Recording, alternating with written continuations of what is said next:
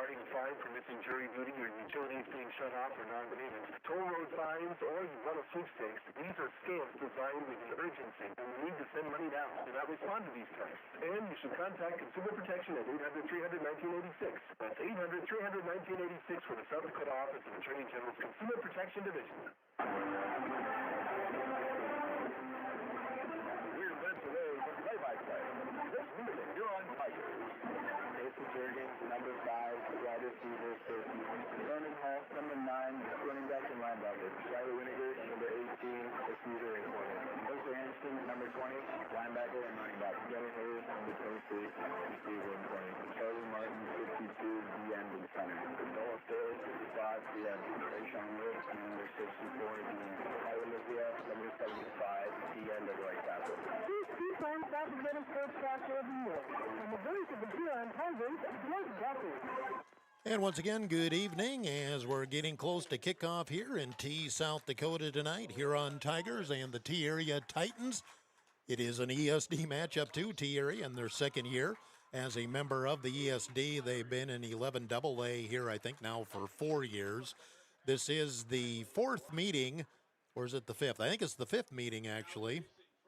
But just the second time Hurons made the trip here to T. Of course, T, one of the newer school districts. I think they got things going about 20 years ago and just been growing and growing, going from B to Class A to AA in the winter sports. And so they have a brand new stadium. I think they said it's 10 years old. They have a turf field, and it runs north and south, just like our Huron Tiger field does as well. Here are the starters on offense for both teams. For T, again, their head coach is Scott Fry. Along the line, the tackles are Kingston Nyberg, a senior, and Cody Peterson, a senior. The guards are Thiek Luell and Gavin Stanke. They are both sophomores, and Trey Krell is the center. He's a junior. Wide receivers are Caden Bonenberger, a senior. Griffin Wiebenga, he is a junior. They run 3 backs. Again, it's kind of an old-fashioned offense. Fullback is Carter Brown, a senior. Running backs are Zach Webb, a senior, and Cade Korleski, a junior. And the quarterback is a sophomore, Mitch Grant. So they have a good mix of sophomores, juniors, and seniors on that starting offense. For the Huron Tigers, head coach Drew Strand, he's in his 4th year as head coach. Along the line, the Tigers will start Reagan Dirksen, junior, and Nolan Staley, senior. At the tackles, the guards are Jackson Greenfield, junior, Corden Caudell, a junior. Starting center is senior Charlie Martin. Tight end is freshman Carter Porish.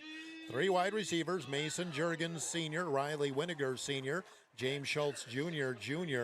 The running back is Landon Holst, and the quarterback is Anderson Porish. And that is the starters for both teams here for tonight. Still have the flip to go, and then we'll have this game kicked off. They've already actually played the national anthem, so they ran the pregame here a little bit differently, but at least a little better way of keeping track of things here. We'll take a timeout of 1 minute and return here to T2, or 1 minute on Dakota Sports.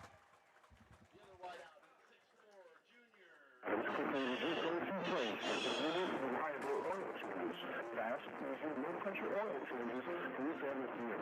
No equipment needed. See what an 1159 Code Avenue line? With Adam McCall, 252-965. Adam's Quick Lubes also has tire repair, batteries, and filters. Both in your own and open at Code Air and every day except Sundays. Trust your family's vehicle with Adam's Quick Lube. 1159 Code Avenue North. Adam's Quick Lube is proud sponsor of Tiger Sports. Godfather's Pizza of Huron offers dine-in, carry-out, for fast delivery. Every day of the week. For delivery or carry-out, we're going to call at 352-6925. Not sure what to order from the realistic menu? Then dine in and try the famous Godfather's buffet, featuring a variety of pizza slices, tasty chicken, and many salads and desserts to choose from. With local owned, so stop in and say hi to Derek and the rest of the pizza crew. The local is on 195 21st Street in Huron. Godfather's Pizza. Give them a call, 352-6925. Dakota Sports KIJV, 1340 AM and 95.3 FM. Once again, welcome back to T. I'm Jeff Duffy, getting set for Huron Tiger football on a very warm Friday night. According to my watch, it's 85 degrees. It feels like all of that as we get set for our ball game this evening. T area ranked number 2 in 11AA, and they're 2-0. Huron 1-1 and ranked number 5. Both teams coming off wins. Huron beating Pierre at home last week, and T area defeating Aberdeen here at home last week. Getting set for the flip. Officials, I don't have the names. They said it would show up here on the computer screen that they provided for me, but they do not have them listed. But our officials are backed by the South Dakota Attorney General Office, Consumer Affairs Division. They are the law on the field tonight. T area all in navy blue with big white numbers. I think the Titans for that, big white numbers. And Huron all in white tonight. First time we've seen the road unis all in white with orange numbers, black letters, and a little orange and black trim on both the pants and on the shoulder pads. Now, Huron's going to play on grass next week and then again in 3 weeks when they go out to Douglas, so might be seeing those black pants make a road appearance in those 2 games since they are on the natural grass. And getting the flip underway, see how that comes out. Huron has gotten the ball first in both games so far. And the flip was won by Huron, and they will take the ball. So Huron won the toss, will take the ball, or I assume that's how it went. In any case, Huron will have the ball first, and we'll be going from left to right on your radio dial to get this game underway. Landon Holst, Mason Juergens will be back deep to receive the kick from T area and their kicker. And, of course, I got a mess of papers here trying to get through. Place kicker Cameron Hillestad, I believe. So getting the final instructions from the coaches, and we are ready for kickoff here. And it's shortly before 6 o'clock, and this is KIJV AM/FM in Huron. And Huron will set up for the kick return. So they'll have the first chance with the ball. Looking at the flag on the one end, now I do have trouble seeing the scoreboard from where I'm at to keep pace of the clock. But the wind, it was pretty brisk when I got here, and that was just an hour and a half ago, but looking at the flag there on the south end of the field, it's pretty much limp, so that may not be much of an issue for the teams here tonight. So bright daylight here to start off the game. The officials are still doing some huddling here. I'm not sure what this is all about. Both teams are ready to go, and the officials are still huddled at the 50-yard line. Now we break, and we'll get this game underway shortly. I don't believe that's Hillestad. That's going to be kicking off for T area. It will be number 21, Leighton Moran. It is homecoming, as I said, for T area, and their homecoming king, Brenner Conrad. He was their starting quarterback last year. And then in this game in Huron, he tore his ACL, was out for the rest of the season, came back this year and suffered an injury in practice a week and a half ago, and from what I understand, he's out indefinitely from that one. Tough luck for the senior. So ready to go. Here's the kick, and end over end, and will be fielded by Juergens at about the 3-yard line. He's coming off the 15, turns the corner to the 20, 25, finally tackled at about the 28, and there is a Titan that was injured, and that came long before Juergens even got to where he was. Decent return for Juergens up to the 29, and that's where the Huron Tigers will take over. 1st and 10, but have to tend to the injured Titan. Ben Bruns, a sophomore, running down on special teams, is the injured player, and it's 1st and 10 Huron from their own 29. Coach Strand said keep an eye on the 2 starting defensive ends, Chase DeBoer and Hayden Belos. They're very active, and they will cause problems off both edges for the Tigers. Good to see Moran did walk under his own power. Huron comes out, 2 receivers left, 2 right, and the pistol formation for quarterback Anderson Porish on 1st and 10. Short drop, throw over the middle, tipped and nearly intercepted. Came off of James Schultz Jr. Looked like a little high, but kind of right at shoulder pad level. Very fortunate for Huron that was not intercepted. It popped right off his chest and then went right over the head of Emmett DeGeest, linebacker. It'll be 2nd and 10. Ball at the 29-yard line as we're just underway here in T. 2 receivers right, 1 left. And in the shotgun here on 2nd and 10. Porish will run the option left. He'll turn it upfield. He's gets about 3 or 4 yards on the play. Tackle made up the middle that time for T area by Kingston Nyberg. Gain of 4. It'll be 3rd and 6 for the Huron Tigers. So big early play here. You'd like to get some positive yardage on your opening drive of the game, and then starts by getting a first down, 3rd and 6 from the 33-yard line of T.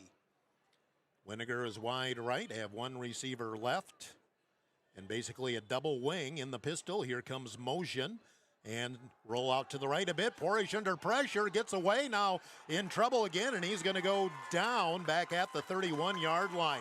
Ball came out at the NT area, says they have it. They do. What it looked like was Hayden Belos just took the ball away from T area. So not only does Huron give up the sack, they lose the ball on the fumble. And again, it looked like Belos just took it right away from Anderson Porish. And just over a minute into the game, T area's got a great opportunity with it 1st and 10 at the Huron 31-yard line.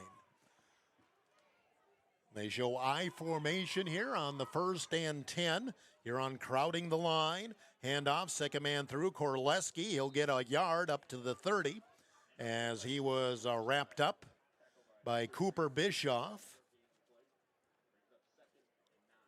Gain of 1, 2nd and 9. Korleski is the main ball carrier, but they give the ball to a lot of guys out of that backfield. 2nd and 9, the ball at the Huron 30 as T area trying to take advantage of an early Huron turnover. Double wing formation, receivers left and right on 2nd and 9.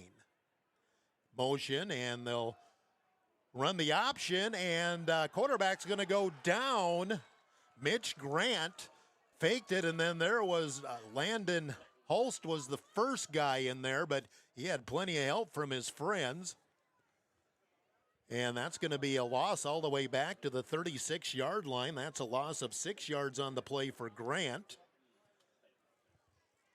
And 3rd and long for T area. And again, they're not big on passing the ball, but presumably at 3rd and 15, you're probably going to think that way. Although at this position of the field, they also could be thinking we got 2 downs to get the first down.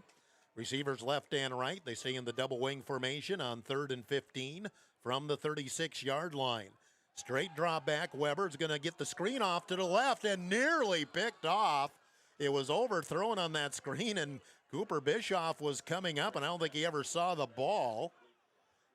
They're trying to get the screen there to Korleski. 4th down, and T area, are they coming in to punt, or are they coming in to try a long field goal? Looks like it's going to be a punt to try to pin Huron back. Now, Dashel Lowry is the punter, but he is also a quarterback for T area.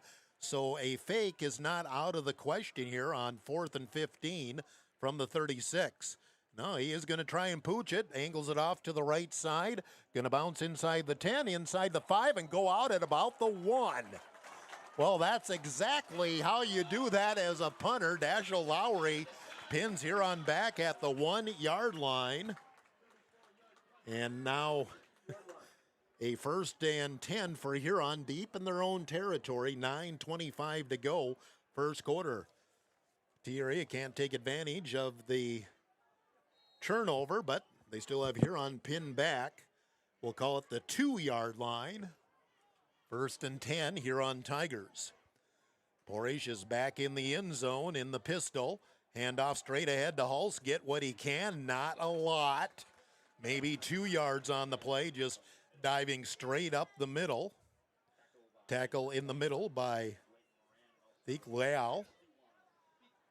2 yards on the gain for Hulst. It'll be 2nd down and 8 for Huron from the 4-yard line. We're just underway here on an early turnover. T-area unable to do anything with it, but they do have Huron pinned back inside the 5-yard line, 2nd and 8. 2 receivers right, 1 left. Pistol formation again. Porish will look to throw. He's going to throw to the near sideline and nobody home. He had both Juergens and Winiger there, and neither one of them was looking for that pass, so I'm not sure who that was intended for. And now it's going to be 3rd and 8 for Huron at their own 4-yard line. First things first, you got to break this bad field position however you can. On 3rd and long, been a slow start to the game, 8:45 to go. Huron's already got the ball for the 2nd time. Nobody's had a first down, however. Stay in the pistol formation on 3rd and 8 from the 4-yard line. Now Hull shifts to the left side of Porish. Porish straight drop. Now he's going to run it. He's got one guy to beat, and he's not going to beat him. Good open field tackle by Carter Brown. If Brown doesn't make that tackle, I think it's going to be a first down for Porish because there was nobody else out there, but it is a gain of about 3 on the play, setting up 4th and 5. Now Anderson Porish, who is the reigning All-State 11AA punter, he's going to have to really kick this one out from 4th and 5 at the 12-yard line. Bryson North is the snapper, right on target. And a nice boot by Porish, going to be fielded at the 49-yard line.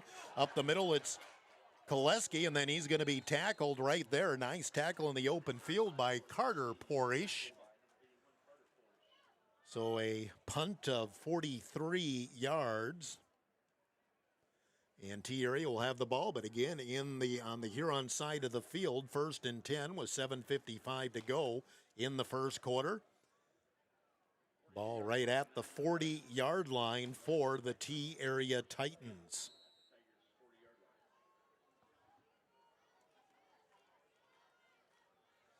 First and 10 T-area. Now they're in the shotgun on 1st and 10. And belly play, and Grant handed the ball off late to Korleski, and he was already enveloped by Caudell. Or excuse me, not Caudell. That was number 77 for the Huron Tigers. And got stuff all over the place here. Caden Adams with the stop for Huron. Loss of 3 on the play. It was the read option, and well, Huron Owen just came in and just swallowed up both of them and said, you figure it out. 2nd and 13 from the 43-yard line. I formation this time for Grant under center. Hands it off to the wingback coming through and pumping the legs up to about the 40-yard line. Tackle made by Jeremy Hofer and Cooper Bischoff. The carry there by Braden Nifke. Gain of 3, and it'll be 3rd and 10 for T-area from the 40-yard line so far. Huron has done a good job against this running attack of a T-area. So 3rd and 10 from the 40-yard line for the Titans. Here comes a motion left to right, shotgun for Grant. He's going to roll to the right, and throw is incomplete. Flag on the play, and that's going to be a hold. Hulst came in on a stunt, and that was a pretty easy call. The wingback on the right side just grabbed Landon right around the shoulder pads. The pass was incomplete, and Huron's going to decline. It'll be 4th and 10 for T from the Huron 40-yard line, so neither team's been able to get much of anything going on offense so far. And the holding is declined, and once again, Dashiell Lowry will come in and try to pin the Tigers back deep. He got the Huron Tigers back to the 2-yard line on his first punt. And again, as I said, he is the backup quarterback, so that is a threat. Schultz and Hulst are back deep to receive the kick. High kick, going to angle to Schultz and going to go out of bounds, and Huron's going to get a little better field position out of that. Looks like they're going to mark it at the, well, they're getting it lined up at about the 17, and that's where Huron will get the ball 1st and 10. So punt of about 23 yards is all that time. We're down to 6:22 to go in the first quarter. We'll see if anybody can come up with a first down. 1st and 10 for Huron from their own 17-yard line. Whole first quarter so far has been played on the Huron end of the field, but again, nobody's been able to get much for yardage. Pistol formation for Huron on the 1st and 10 from the 17-yard line. And straight up the middle is Hulse, not much. He does cross maybe back to the line of scrimmage as he's swallowed up in the middle by Llewell. And maybe a yard on the play for Hulst. It'll be 2nd and 9. Belos on that right defensive end was looking at the official saying the guy in front of me jumped, and he's still talking to the official about it. 2nd and 9, or really 2nd and 10, no gain on the play. 2nd and 10 from the 17. Huron trips left, one receiver right, still in the pistol on 2nd down and 10. Porish looks left, throws short, the pass complete up the middle, and going forward, Winiger will get a first down. First down of the game, skinny post to Winiger. And Huron has the first down of the game all the way up to the 30-yard line. That's a gain of 13, and move the sticks for the Huron Tigers. 1st and 10, the ball right at the 35-yard line. A little more breathing room for Huron. Oakley Anderson checks into the backfield for Huron. On 1st and 10, trips right, one receiver left. And Porish going to keep it, finds a little lane. He'll get tackled forward by Belos up to about the 36-yard line. See where they spot the ball, and they're going to back it up a yard. Gain of 5, 2nd and 5 for Huron as Porish, designed run, goes straight up the middle. It'll be 2nd and 5 for Huron at their own 35-yard line. Inside of 5 minutes ago, and what's been a very quick first quarter. In the shotgun on 2nd and 5 from the 35. Handoff up the middle, Anderson, and he'll keep the legs pumping. He'll get a couple of yards just going off left tackle. Tough yards following the left side of the line. Korleski had the stop and gain of 2 on the play for Anderson. It's going to be 3rd and 3 for Huron from the 37-yard line. Big play here for the Tigers is obviously they'd like to get another first down and keep the drive going. 3rd and 3 from the 37-yard line. The slot right, one receiver to the left. Pistol. Porish looks right, throws short, pass complete to Jurgens, breaks a tackle. He's got the 50, the 45, tripped up at about the 43. Once the tackle was missed, Jurgens had some room to run. Winiger coming up a little hobbled as he was blocking ahead of Winiger. Huron's going to get the ball all the way up to the T area 42-yard line. And that'll be a gain of 21 yards. Jurgens a good job of breaking the first tackle. Now Huron has the ball on the T side of things for the first time. 1st and 10 from the 42. Here's the pitch. It's Hulse going wide left, tries to cut back against the grain, gets what he can, and it's not much. A yard or 2 on the play, or DeGeest, on the stop for the Titans. And Huron right back to the line, and now we have a whistle, and what are we doing here? Oh, we got the old knee pad thing going on again, I guess. They called it all the time. Again, it's a point of emphasis for the officials this year. If they see a player without his knees covered, he has to go out for a play, and I think that's what happened there. So Bischoff is in at tight end for this play on 2nd down and 9 from the 41-yard line. Shotgun, Porish will hand it up the middle. Hulse gets plugged up, and again, some tough yards. That T defense is going to be hard to run on much. He does get inside the 40, down maybe to the 38-yard line for a gain of 3. Carter Brown was on the bottom of that pile.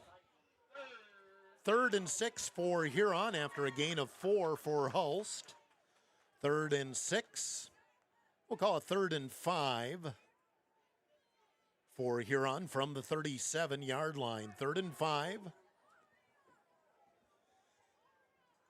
Huron in the pistol. And handoff straight ahead. Oakley Anderson past the 35. He's close, but looks like about a yard shy of the first down. Is going to be 4th and short for Huron.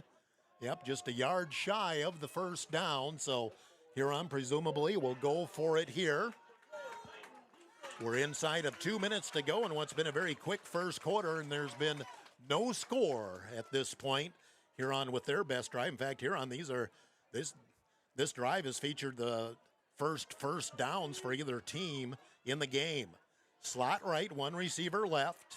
4th and 1. Porish in the shotgun. He's going to take it himself. Gets hit once. Leans forward. Looks like he got the first down on second effort.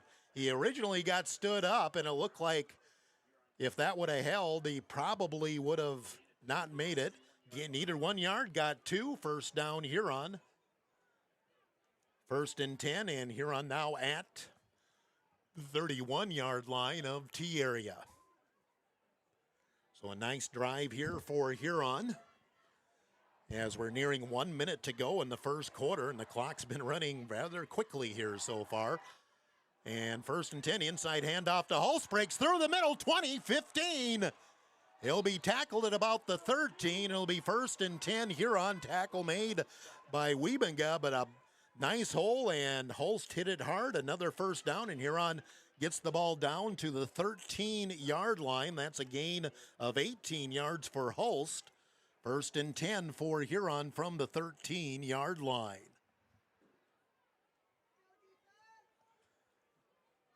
Shotgun for Porish on the 1st and 10 play. Here comes motion.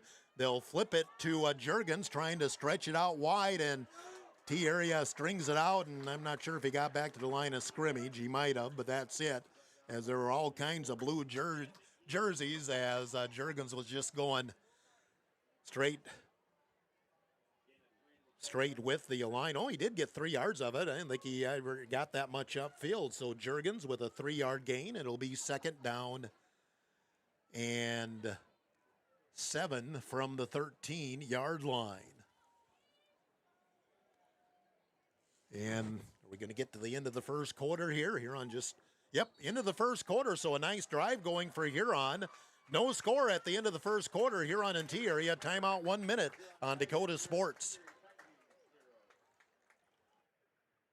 Sponsor the Huron Tigers. The doctors and staff at the Huron Eye Clinic are committed to providing quality service and products to their patients in Huron and surrounding areas. The Huron Eye Clinic offers comprehensive eye exams, contact lens exams, infant teeth screenings, LASIK consultations, ocular disease services, and pediatric eye care. Stop in at the office at 1288 Dakota Avenue South to make an appointment, or call the Huron Eye Clinic today at 605-352-4181. Looking to buy, build, or refinance your existing home? I'm Jamie Olson, the local mortgage loan officer at American Basin Trust in Huron. Whether it's a conventional loan with local servicing, VA, everything, rural development, jumbo, or a home equity line of credit, I'm here to help you find the right bid. Let's make your home goals happen. Apply today at mortgagewithjamie.com or call 353-2818. American Basin Trust, where your journey begins. Member FDIC, equal housing lender. You're listening to the Huron Tigers on Dakota Sports KIJB. Back in T, Huron's going to have a 2nd and 7 from the T area 13-yard line. Nice drive here. Huron's held it for over 6 minutes on this possession. Trips left, one receiver right, and the pistol formation. Porish looking left. He'll throw. Nope, he's in trouble, and he's going to go down. Held the ball a little too long that time as coming around the corner for the sack was Chase DeBoer. 2nd sack of the first half for T area, and that's going to put the ball back to the 16-yard line, so a loss of 4 yards. And now it's going to be 3rd down and about 11 for Huron back at the 16-yard line. Again, Anderson just held the ball an extra beat there, waiting for somebody to get open, and Young just came up the middle. He's a big guy, about 6'5". Of course, so is Porish. So 3rd and long for Huron from the 16-yard line. Roll to the left, looking, in trouble again. Gets away from Belos, gets a block and throws to the corner, in and out of the hands of Winiger. Winiger had it in his hands, and he took a lick from number 10, Griffin Wiebinga. It would have been a touchdown, 4th down, and Huron's going to try the field goal. Porish, a great job of getting away from the pressure. And then Winiger had it in his hands, and give Wiebinga credit. It was a big-time hit to knock the ball out, and Huron's going to attempt the field goal. This will be a 32-yard field goal attempt for Mr. Min. Mason Juergens is the holder. Snap is down, the kick is up, it's a line drive, and no good. Oh, it did get through. I take that back. It went through. I thought it went short. It wasn't pretty, but it went through, and Mr. Min, a 32-yard field goal, and Huron has the lead, 3-0. We'll take a timeout, 30 seconds on Dakota Sports.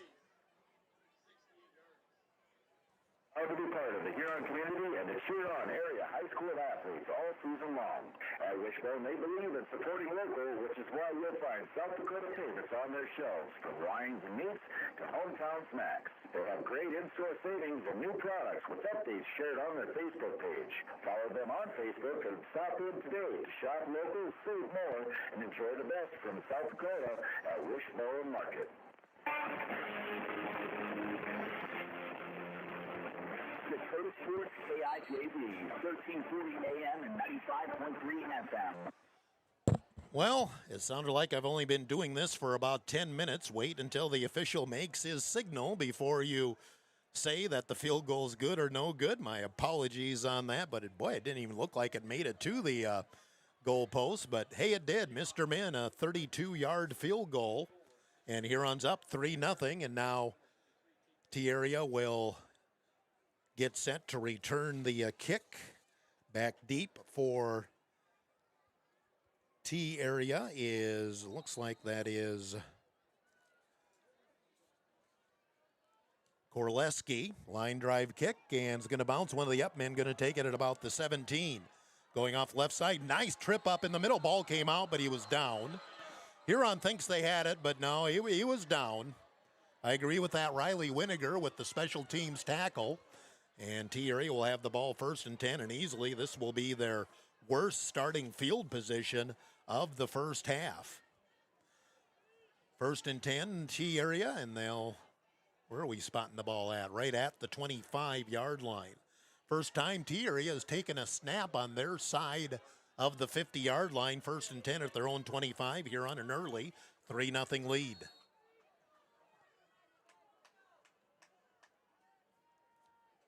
Grant is under center at 1st and 10. Play action. He wants to throw. Going to throw in the middle's got a man open, incomplete. Had two guys kind of in the same area, and you probably don't want that. As both in on the out there were Webb and Korleski. And it'll be 2nd down and 10 from the 25-yard line. Huron up 3-0. We're early second quarter. Again, that 7 minutes, 21 seconds. Huron took off the clock on that field goal drive. And we're at 2nd and 10 from the 25-yard line. Trips right, one receiver left. And the shotgun for Mitch Grant, the sophomore.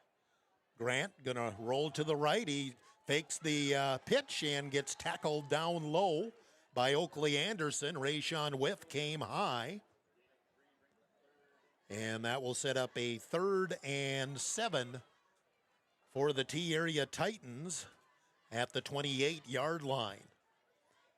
Hard to believe, but again, I don't have Corky here, so I'm going to do my best on tackles, but that's the first tackle for Oakley Anderson tonight. Again, Huron right now enjoys a pretty big time of possession advantage. But it's a big play for T area. They don't want to give the ball right back to Huron, who just drove the ball down the field in a time-consuming fashion. 3rd and 7 from the 28-yard line. And Grant going to take it again. He's got a crease up the left side past the 30, leans forward. He's going to be just short of the first down. Winiger in on the stop for the Huron Tigers. It's going to be 4th and 1 for T area, and right now they are not changing personnel. Coach Fry saying we're a power football team, and we think we should be able to get 1 yard. So huge play here for both teams. T area showing they're going to go for it at 4th and 1 at their own 34-yard line. We're 9.5 minutes left in the first half. They go double wing. And now there's a jump, and Huron says there was a jump in the line, and I think it actually might have been the fullback that flinched, Carter Brown. 5-yard penalty. That's the first accepted penalty on either team, and now T area will bring in the punt unit with Dashel Lowry, and now 4th and 6 instead of 4th and 1. Schultz and Juergens back deep to receive the kick from Dashel Lowry. Quick snap, high snap, he comes down with it, and line drive kick, gonna bounce and go straight up in the air, get away from it, takes a bit of a T-roll inside the 35, and will roll right at the 30-yard line. It'll be about a 42-yard punt for Mr. Lowry, but Huron gets the ball back. It'll be 1st and 10. Huron Tigers with 9 minutes exactly to go in the first half. Huron 3, T area 0. Ball is spotted right at the 30-yard line for Huron. Huron had the nice drive. Last possession and chewed up over half a quarter in the process. Huron leading 3-0. Slot left, one receiver right, and the shotgun for Porish on 1st and 10. Porish will hand it off up the middle. Hulst, and not much there. I'm not sure he got back to the line of scrimmage. He might have. Hulst, no gain on the play with Lual on the stop. And Carter Porish, he's coming over to the T sideline. Must be some sort of injury. So Carter Porish, he's visiting with the trainer, and he's actually come over to the T area sideline. They're looking at a leg, so the freshman tight end is not on the field. It's 2nd and 10 from the 30-yard line. Anderson Porish, straight drop, going to throw to the far sideline, pass in and out of the hands of Mason Juergens. Was well defended over there by the corner for the Titans, Leighton Moran. I think Moran just got a hand in there at the last second. Incomplete, and Huron's faced with a 3rd and 10. And again, Carter Porish, he's on the T sideline, and they're looking at the right leg of Porish. That's Carter Porish. 3rd and 10 Huron from their own 30-yard line. Anderson Porish is going to go straight ahead to Hulst. He'll swing forward for about 3 yards, and that's it. Kingston Nyberg on the stop defensively for T area. And Huron's going to have to come in for the punt on 4th and 7. So again, need Anderson Porish to launch one here. T area has 2 players back deep to receive. Darren Rhodes and Korleski. Snap is on target. The punt, Porish, a nice high one, going to be fielded at the 29-yard line, bobbled, and Huron covers it, Jeremy Hofer. It was muffed by the returner, and it bounced right up to the gunner, Jeremy Hofer, and Huron will keep possession, 1st and 10 at the 30-yard line.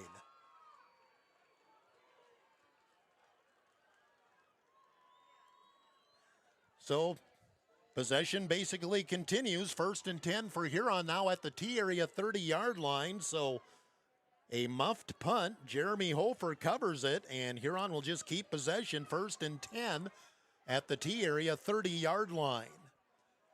In the pistol on first down, the pitch to Hulse going wide right, and T area hems him in. He'll get what he can, maybe 2 yards on the play. They took the outside away, and Hulse just got what he could. Ended up being a yard. It'll be 2nd and 9.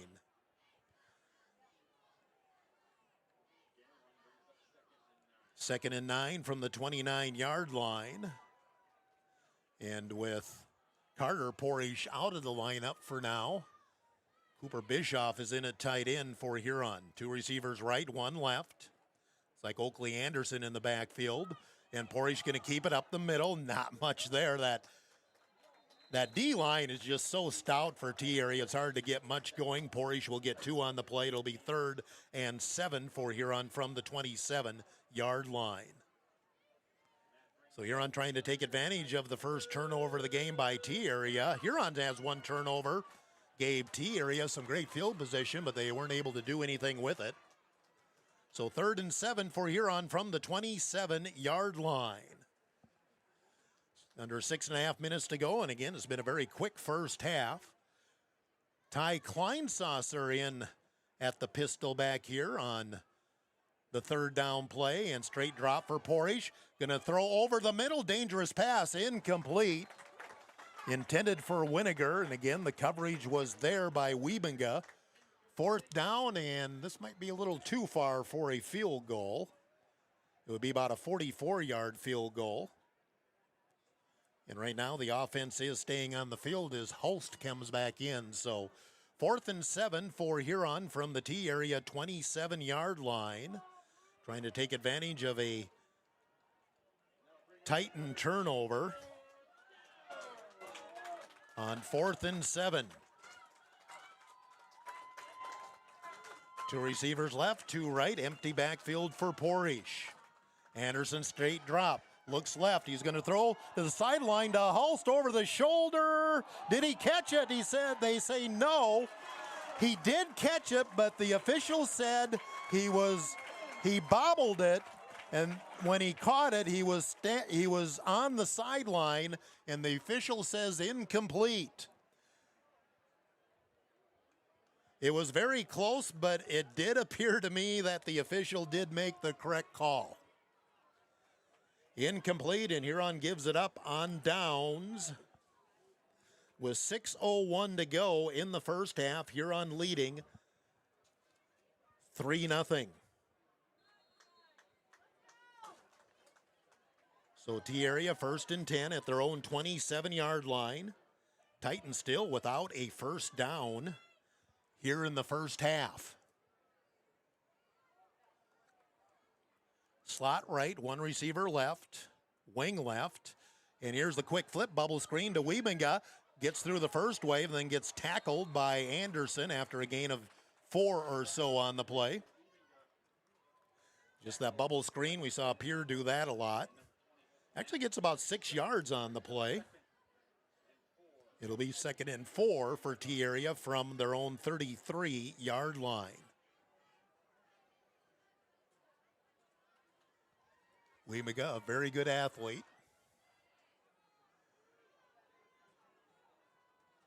2nd and 4, 33-yard line. They go double wing again, receivers right and left. And Grant under center. Grant going to hand it off to one of the wing backs. Breaks 1 tackle and very close. He might have got the first down on the run that time by Nifke.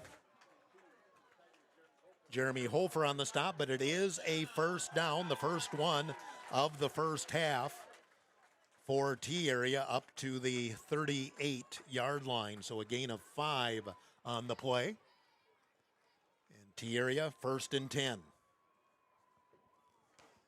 Inside of 5 minutes to go in the first half. Titans 1st and 10 at their own 38-yard line. I formation, play action. Lots of time. Going to get the bubble screen to the far side, and Korleski is going to be tackled right where he stands. As Jeremy Hofer got over there, I believe, along with Riley Winiger. Winiger was actually the first one over there. gets a gain of 2 yards on the play. 2nd and 8, the ball squarely on the 40-yard line for T-Area. So we're getting late in the first half, 4:14 to go in the second quarter. Both teams have their full complement of timeouts. 2nd and 8 from the 40-yard line for T-Area. Webb again is under center, has an I formation on the 2nd and 8. And handoff. Who's got the ball? I don't even know. Grant still has the ball. He faked it into the fullback, Brown, and then kept it, and he just got swallowed up by Mason Juergens, among others. Loss of 4. It's going to be 3rd and 12 as, boy, Huron has defended the run very well here in the first half. 3rd and 12 for T-Area from the 36-yard line. Of course, passing the ball takes Coach Fry a little out of his comfort zone. So 3rd and 12 from the 36-yard line for T-Area. Will come 2 receivers, right, 1 left. Wiebe got a split wide right. He is their tallest receiver. Shotgun for Grant. Straight drop, looking right, does the pump. Trying to go far and way overthrown as he was trying to get it over there to Wiebenga. James Schultz Jr. was in coverage, but neither one of them was going to have a chance at that. It was the pump and go. Schultz bid on that against Pierre last week and gave up a touchdown. He did not bite there, and he stayed right with Wiebenga, and the pass was well overthrown, and Lowry will be on to a punt. Clock stopped with 2:54 to go in the first half. And Schultz and Holst are back deep to receive the kick from Lowry. And we have a whistle. I saw a flinch. And I think it was on T-Area. Just the second penalty of the first half. They both been on T-Area, 5-yarders. So I'll make it now 4th and 17 for the Titans. The ball at the 30-yard line. So Lowry going to be asked to kick the ball long. Huron can envision getting possession back. Lowry with the kick. Shorter kick, going to bounce and going to go over Schultz and gets a nice T-area roll all the way down to the 23. Schultz kind of got caught in no man's land. It looked like he just couldn't decide if he should make a play on it or not. And then not about a 20-yard roll there for P-area. 2:39 to go in the first half. Huron leading 3-0. So they do have a long field. Ball's at their own 22-yard line, but they do have all 3 timeouts remaining. Huron Tiger defense has done the job. T-area has been able to get much of anything going here so far. Empty backfield for, no, check that, not an empty backfield. They're in the pistol. I thought I thought Holst was the quarterback, but he's shorter. Pistol formation on the 1st and 10. And handoff up the middle, Holst, and stymied. I don't think he got back to the line of scrimmage.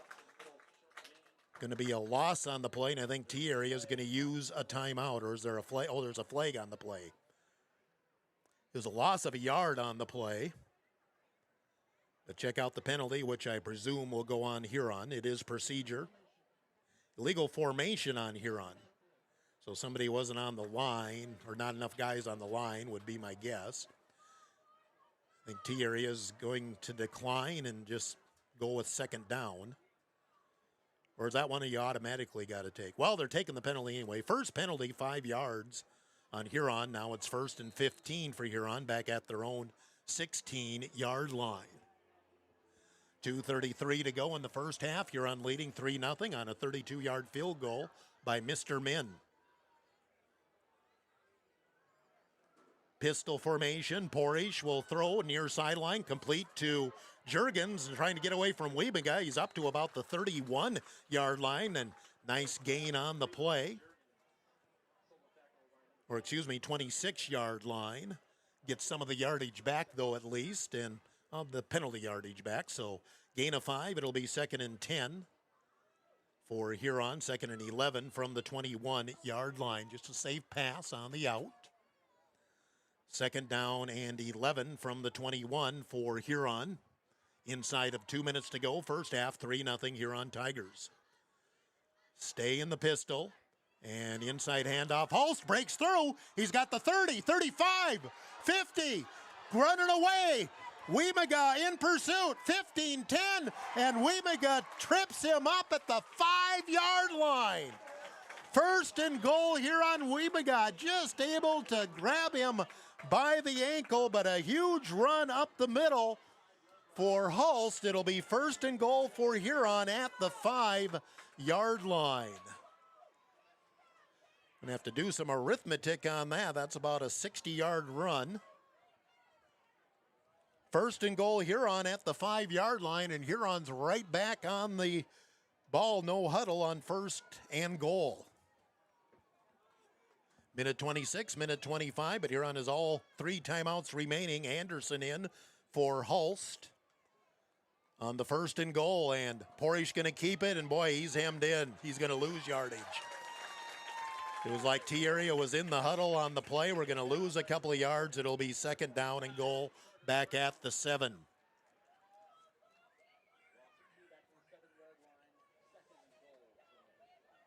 $75 yards on that carry for Holst.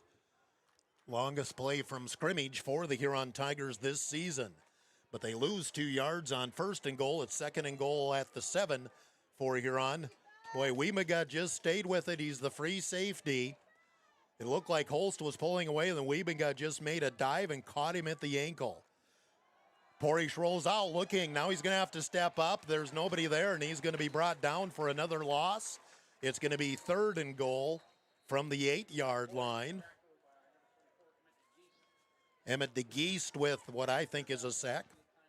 No, he did get a yard on the play, so it's going to be third and goal from the 6 for Huron. Timeout T-Area. We'll take a break of 30 on Dakota Sports. Is a leading provider of innovative solutions in plant protection, plant nutrition, and field technology. They offer premier products and one-on-one relationships with local field experts to help their customers grow. Wilbur Ellis is committed to bringing you and your operation new and innovative ideas. Contact your local Wilbur Ellis specialist today to find out how to maximize your return on investment. Wilbur Ellis wishes all area high school athletes the best of luck this season. Dakota Sports KIJD, 1340 AM and 95.3 FM. Third and goal for Huron from the 6-yard line, with Huron using their first timeout. 29 seconds to go in the first half, so clock is immaterial here for Huron. They have 2 downs. Now Carter Porish is still on the sideline. I saw him on the sideline with his helmet on. He's easily your tallest receiver, and this is where you'd like to go to that tall receiver. Going to be third and goal from the 6-yard line for Huron. Anderson Porish, inside handoff to Hulse, breaks through, spins, up the middle, touchdown Huron. I think the Tigers took T-Area by surprise. Holston fittingly, he gets the 6-yard run, and we have an injured Titan on the field at the end of that play. 6-yard run for Holst. 25 seconds to go in the first half. Huron's up 9-0 with the extra point pending. So the big play there, the 75-yard run by Landon Holst. Then Holst finishes it on third and goal from the 6, blasts up the middle. And again, just poetic. He had the big play there, just got tripped up when he thought he was going in for a touchdown. And he gets the touchdown here. Mr. Min on to attack on the extra point. The injured Titan, by the way, is Chase DeBoer. That's not a guy they want to see come off the field injured. He is walking under his own power, but a little gingerly the way it looks. As we wait for DeBoer to get off the field, and Mr. Min, he's kind of looking back saying, can he get off the field faster? But DeBoer looks a little wobbly there. Mr. Min will try to tack on the extra point for Huron, leading 9-0. Snap is a little high. Min with the kick. It's high enough. No good. Missed the extra point. 9-0 Huron with 25 seconds to go first half. Timeout 30 seconds, 30 on Dakota Sports. Visit Sungold Sports in downtown Huron at Center Plaza or online at sungoldsports.com or call Stephanie at Sungold Sports at 605-554-0248. Screen printing, embroidery, custom apparel, awards, banners, and sporting goods. Sungold Sports, 289 Dakota Avenue South, Center Plaza in Huron. Tiger 95 and 1340 KIJV. Welcome back to T area, T South Dakota. T is the name of the town, T area is the name of the school. Now, big here for Huron special teams. Don't give T area anything with just 25 seconds left on the clock. And remember, T area will get the ball to start the second half. Now, Porish is in to do the place kick here. 9-0, Huron leading. Porish will kick. Does the squib. Gonna bounce. Bounce again. High bounce. Picked up at the 25-yard line and gonna be tackled right there. Jeremy Hofer, along with Bryson North and Rayshawn Whiff in on the tackle for the Huron Tigers. And 1st and 10 for the T area Titans. They'll have it at their own 35-yard line. See if Fry tries to do anything fancy here with just 19 seconds to go in the first half. And again, if you're wearing the white, you can't let down for even a play here. T area has quarterback under center, going to hand it off up the middle, and Oakley Anderson, Noah Owen on the stop as the carry went straight ahead to Korleski. He'll get about 6 yards on the play, but T area doesn't look like they're in any hurry to get another snap off. And that will end the first half. Halftime score in Tier, Huron 9, T area 0. Timeout 2 minutes. We'll come back with the half. 2 minutes on Dakota Sports. Review with Lane Anderson of Farmers Union Insurance. Auto, home, farm, life, and business. Become a satisfied policyholder with Farmers Union Insurance. Farmers Union Insurance, Lane Anderson, 1835 Arizona Avenue, Southwest in Huron. Looking for a personalized apparel for institutions, sweatshirts, living systems, TV sports and cars. About sign, logo, and graphic set props. TV sports and cars. Proud sponsor of the Tigers, TV Sports, downtown Huron. With over 130 stores in 12 states, Timberland is the buying power to bring you the best values from the nation's top furniture brands. Timberland is America's #1 dealer for ready-to-wear furniture. Timberland is also the Midwest's largest retailer for Sealy, Simmons, Stearns & Foster, and Tempur-Pedic mattresses. Timberland Huron is completely locally owned and operated. Our staff, including sales and delivery, is made up entirely of your neighbors in Huron. So for the best brands at the best prices, only truly local service. Turn to Huron Furniture of Huron. Treat yourself right and have the Dairy Queen of Huron. The August blizzard of the month is Reese's Caramel Craze, and it's only for a limited time, so get your new favorite blizzard today. For birthdays or anniversaries, or for any occasion, get a DQ cake. Call 352-5097 or shop it and order one for your party. Treat yourself and then reward yourself with the DQ app and download it today and save. Dairy Queen of Huron is open every day of the week for lunch, dinner, or an anytime snack. Dairy Queen of Huron. Are your kids performing to their full potential? Does the ration provide everything they need? But the experienced feed consultants at Dakota Land Feed help you get the performance you want and the service you deserve. With the ability to balance rations for every stage of a calf's life, the feed consultants provide valuable information to support your operation. They strive to provide best-in-class service and knowledge you can count on. Dakota Land Feeds, your local feed supplier.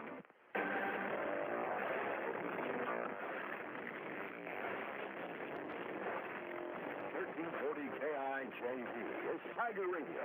It's that time. Let's join the voice of the Huron Tigers, Jeff Duffy. Great first half for the Huron Tigers, especially defensively. This high-powered running attack by T-Area has been pretty much completely shut down, and Huron Tigers lead at the half here by a score of 9-0. Just trying to see if there's anybody else that's gotten started it yet. Early fourth quarter, 11 AAA, Lincoln 48, Roosevelt 0. And in 11 AA, we're the only game going on, 9-0 Huron. Madison leads Custer 28-0 in 11A. Mobridge leads Roncalli 29-0 in 11B. Yeah, everybody's got one game. Top ranked in 9AA, Freeman Marion Freeman Academy leads Gayville Vollen 34-6. And that's what we have for scores. Seven Suns Heating and Air scoreboard update 605-352-5416. T-Area Marching Band getting set to go with their performance. Longer halftime here because it is homecoming for T-Area, so they'll have the band perform now. I'd imagine the dance team will probably do a routine as well, but we have a lot of time to go here. Huron leading 9-0. Again, not a lot of scores to go either, so we'll take a break here. When we come back, we're going to talk Huron Tiger girls tennis. Chris LaValle is the new head coach this year for the Huron Tiger girls tennis team. We'll hear from him next after this timeout of 2 minutes. 2 minutes on Dakota Sports.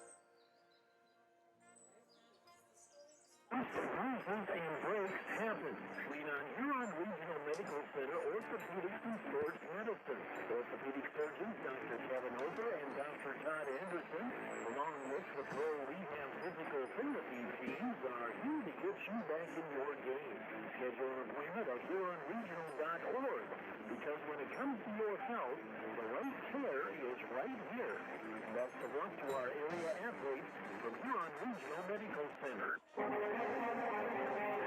1919 root beer is brewed in small batches with only the finest ingredients, real sugar and real vanilla. Their unique recipe and choice ingredients make 1919 root beer the creamiest, full-body draft root beer available. Pick up 1919 root beer, distributed by Elwine Brothers, at your favorite convenience store or grocery store in Huron. Elwine Brothers wishes the Huron Tigers the best of luck. Go Tigers! Nordby Center for Recreation in Huron is your ultimate destination for fun and fitness. Challenge yourself and get fit with a fitness class that fits your schedule. The Nordby Center offers water classes, weight and cardio classes, bicycle spin classes, and more. These fitness classes are led by the Nordby Center's expert instructors. Sign up for a fitness class today. The Nordby Center for Recreation, where the fun never ends. This is Matt Silver with Brian J. Davidson Insurance Agency in Huron. We changed thousands of diapers, cut up hundreds of crusts, played hours of peekaboo and duck goose, because you'd do anything for your kids. That's why it's so important to protect them with life insurance from State Farm. State Farm agent Brian Davidson will help make it easy and affordable to help you protect your family, no matter what the future holds. Because for the people you do anything for, life insurance can mean everything. Call today, because like a good neighbor, State Farm is there. Tiger 95 and 1340 KIJV are your home for Huron Tiger Sports. Halftime in T, and the Huron Tigers leading the T-Area Titans 9-0. A 32-yard field goal by Mr. Min and a 6-yard run by Landon Hulst has been the only scoring, as T-Area has really struggled to get anything going on offense in the first half. So everybody looking to make adjustments. We'll run down the stats. I guess I just ran down the scoring. We'll run down the stats here coming up as well. Here, though, in a longer halftime, we'll feature Huron Tiger girls tennis. The girls do have a double duel coming up tomorrow at the tennis courts, and I believe it's Watertown and Aberdeen. Pierre's going to be there too, although Huron and Pierre won't duel in that. Chris LaValle, his first year as head coach of the Tiger girls tennis team. He's been teaching here for about the last 6 years, I believe he said, and has been involved in the tennis program as well. And he says one thing about tennis, be it boys or girls, there's no lack of numbers. There's a lot of girls out for tennis in Huron. Certainly not. We have a great turnout. I think probably 54 up, maybe a couple lately. We had a few late add-ons, and then we're all 6th graders. I think we have 10 6th graders, which is a really good base. So this is a bit of we're kind of at a rebuilding year right now, and we have one varsity girl back from last year. So from the top down, we are really enjoying kind of establishing a tennis team. It might take a while to process, and I tell them that all the time, but we're having fun with it. That's what matters, is we're having fun. And you kind of took away my next question, but basically, while you do have big numbers, you don't have big experience back. Correct, yes. So, and the experience we do have, it's it's also that intuitive tennis that they've been playing, the JV and the, just kind of getting out there. And these girls are here to have fun with their friends. And so to add that competitive side, it's kind of new to all of them, like I said, except for one. And so it's been interesting. The matches, I think they've been fun, but they've been trying for a lot of our girls that we're not used to that competitive side of things. So we'll just kind of go down the lineup here. We'll start with Idella Meyer, because she is the one varsity player back, and because of that, she had to go from 6th flight last year to 1st flight this year, and I assume 3rd flight doubles to 1st flight doubles. Correct, yes. And then Chaley Saw is her doubles partner, and they started the year playing. I think the chemistry. They've been working on that, just in terms of how they're going to approach. That's a big responsibility, that 1st flight, and as kind of leaders of the team. And so, we've been really kind of helping support that, and those two together, they just have they have a great relationship now that they've been building on, and they're kind of both, kind of our quiet, reserved leaders, but they sure know how to have fun. So it's been really fun working with them. And Jaylee, you talk about her too. She's new to the tennis program. Very good wrestler, played some volleyball last year, but boy, just shows how athletic she is. She can step in and just take over number 2. It's actually it's pretty incredible. She is new to the program. But she's kind of, we call them our Ice and Maverick, for any Top Gun nerds in there, because she's our athlete, our Maverick. Chaley, she plays throughout the year with boys, and so she plays at a slightly different style. And so we've almost had to work on slowing some of her strokes down a little bit. Not because of the speed of play, but just so that the technique comes with her supreme athletic ability. And go down the rest of the lineup here. As said, it's all newbies to the varsity games. Yeah, Ellie Puterbaugh, also an incredible athlete. She kind of scores off the charts on all our pre-assessment athletic drills, when we do sprints or shuttle drills, things like that. She gets the best time, the furthest throws. She's a gymnast. She does dance, all these different activities. She's super involved. She's our captain. And she's one thing with Ellie too is she's a senior and kind of had to wait her turn to get to the varsity. Yeah, correct. Because I think she started her sophomore year, which when I talked to Roger, her brother, he since he's a tennis guy, that's why I'm citing him. He would know. He says that's pretty late to start. It's very hard to learn any sport at that point. So she's been great. And then I think number 4 has been Taylor Sorbin, and she's just a very good athlete too, a very good golfer and a very good hockey player as well. Oh yeah, number 1 golf, hockey. She is an outstanding athlete. I'm sure she could probably pitch a 70-mile-an-hour fastball right now and be fine. On the diamond too, but no, she's a freshman, so she's got 4 years ahead of her, and I think she's just got that competitive attitude. She doesn't go into any match where she thinks she's going to lose, and we need that on the team. So yeah, she's our steel nerve. Yeah, she's great. Then 5 and 6, run down those girls. Yeah, we have Brooke, who is kind of our tennis. Also, she spends a lot of her time on the tennis courts, plays with family.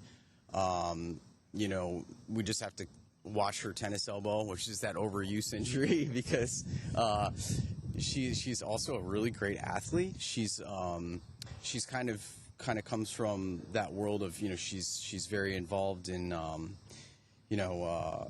music and orchestra, and she's she's an outstanding mathlete, if I could say that. And so Brooke Hunter is a great four, because she's also a very quick learn. So she wants skill to be broken down into its component parts, and as soon as we do that, light bulbs, and we see immediate, practice, transformation. She works on shadow strokes, which is like strokes without the ball, during practice, during the game. So she's always in learning mode, and then she knows right when to switch gears into game mode. And then those Blue, she is number 6, and then she teams up with Brooke on the third flight doubles. Yeah, and Blue is she is our spirit. She is happy to be here. She's great. She comes with just a really good attitude, and some incredible technique. So she can when she gets her serves in about, I would say, 70-80% of the time, which is a very high percentage. They're also very fast, and her ground strokes are very powerful. We're working on some footwork with her, and I think once we build a little bit of foundational skills into her game, she's got just nowhere to go but up. And Chris LaValle, he's the new head coach here on Tiger Girls Tennis. Tiger Girls have a pair of duels coming up tomorrow at the tennis complex. I believe that'll start at 9 o'clock tomorrow morning. Halftime here in T, and the Huron Tigers leading the T area Titans 9-0. We'll run down the stats, the scoring as well, as we come back here. It is 1 minute after 7 o'clock, KIJV, AM/FM Huron. Timeout, 2 minutes on Dakota Sports on Tiger.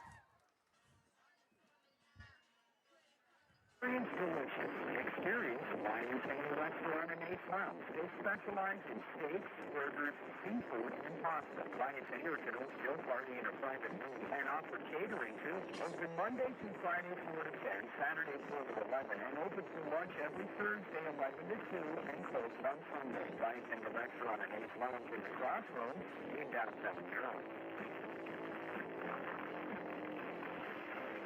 At Car Chiropractic, we know sports injuries just on the sideline of the game. They can sideline your life. Whether you're a weekend warrior, a competitive athlete, or just love staying active, getting back to your best is what we do best. Our team of experts will work with you one-on-one to develop a rehab plan that's as unique as you are. Don't let an injury keep you from doing what you love. Call Car Chiropractic today at 605-352-5264 or visit carchiropractic.com. Adams quickly is your go-to place for convenient, reliable oil changes. Fast, easy, no-pressure oil changes for your family vehicle. No appointment needed. See them in 1159 Court Avenue North. Get Adam McCall, 352-955. Adams quickly also has tire repair, batteries, and filters. Both in rain and open at 8 a.m. every day except Sundays. Trust your family vehicle with Adams quickly. 1159 Court Avenue North. Adams quickly is Bronx Liza, Tiger Sports. Godfather's Pizza of Huron offers dine-in, carry-out, or fast delivery. Every day of the week. For delivery or carry-out, give them a call at 352-6925. Not sure what to order from the delicious menu? Then dine in and try their famous Godfather's buffet, featuring a variety of pizza slices, tasty chicken, and many salads and desserts to choose from. For local ales, so stop in and say hi to Derek and the rest of the pizza crew. They're open on 195 25th Street in Huron. Godfather's Pizza. Give them a call, 352-6925. You're listening to the Huron Tigers on Dakota Sports KIJV. Welcome back to T at the half. It's Huron Tigers 9, T area 0. Huron Tigers scored twice in the second quarter. The first score came just a minute into the second quarter. A 32-yard field goal attempt by Mr. Min. I completely blew that call. It was kind of a line drive. It looked like it fell short, but it just got over the crossbar. 3-0 Huron leading. Then late in the first half, Huron got the ball with about 2.5 minutes to go in the second quarter. They had a 3rd and about 5, and Landon Hulse blasted off a 75-yard run to get it down to the 5-yard line. Then on 3rd and goal from the 6, Hulse took it up the middle again for the touchdown. Extra point was no good, and Huron leads 9-0 at halftime. For the T-Area Titans, Braden Nifke has 2 carries for 8 yards. Cade Korleski, 3 carries for 4 yards. Mitch Grant, 4 carries for -1. Grant passing, 2 of 6 for 8 yards.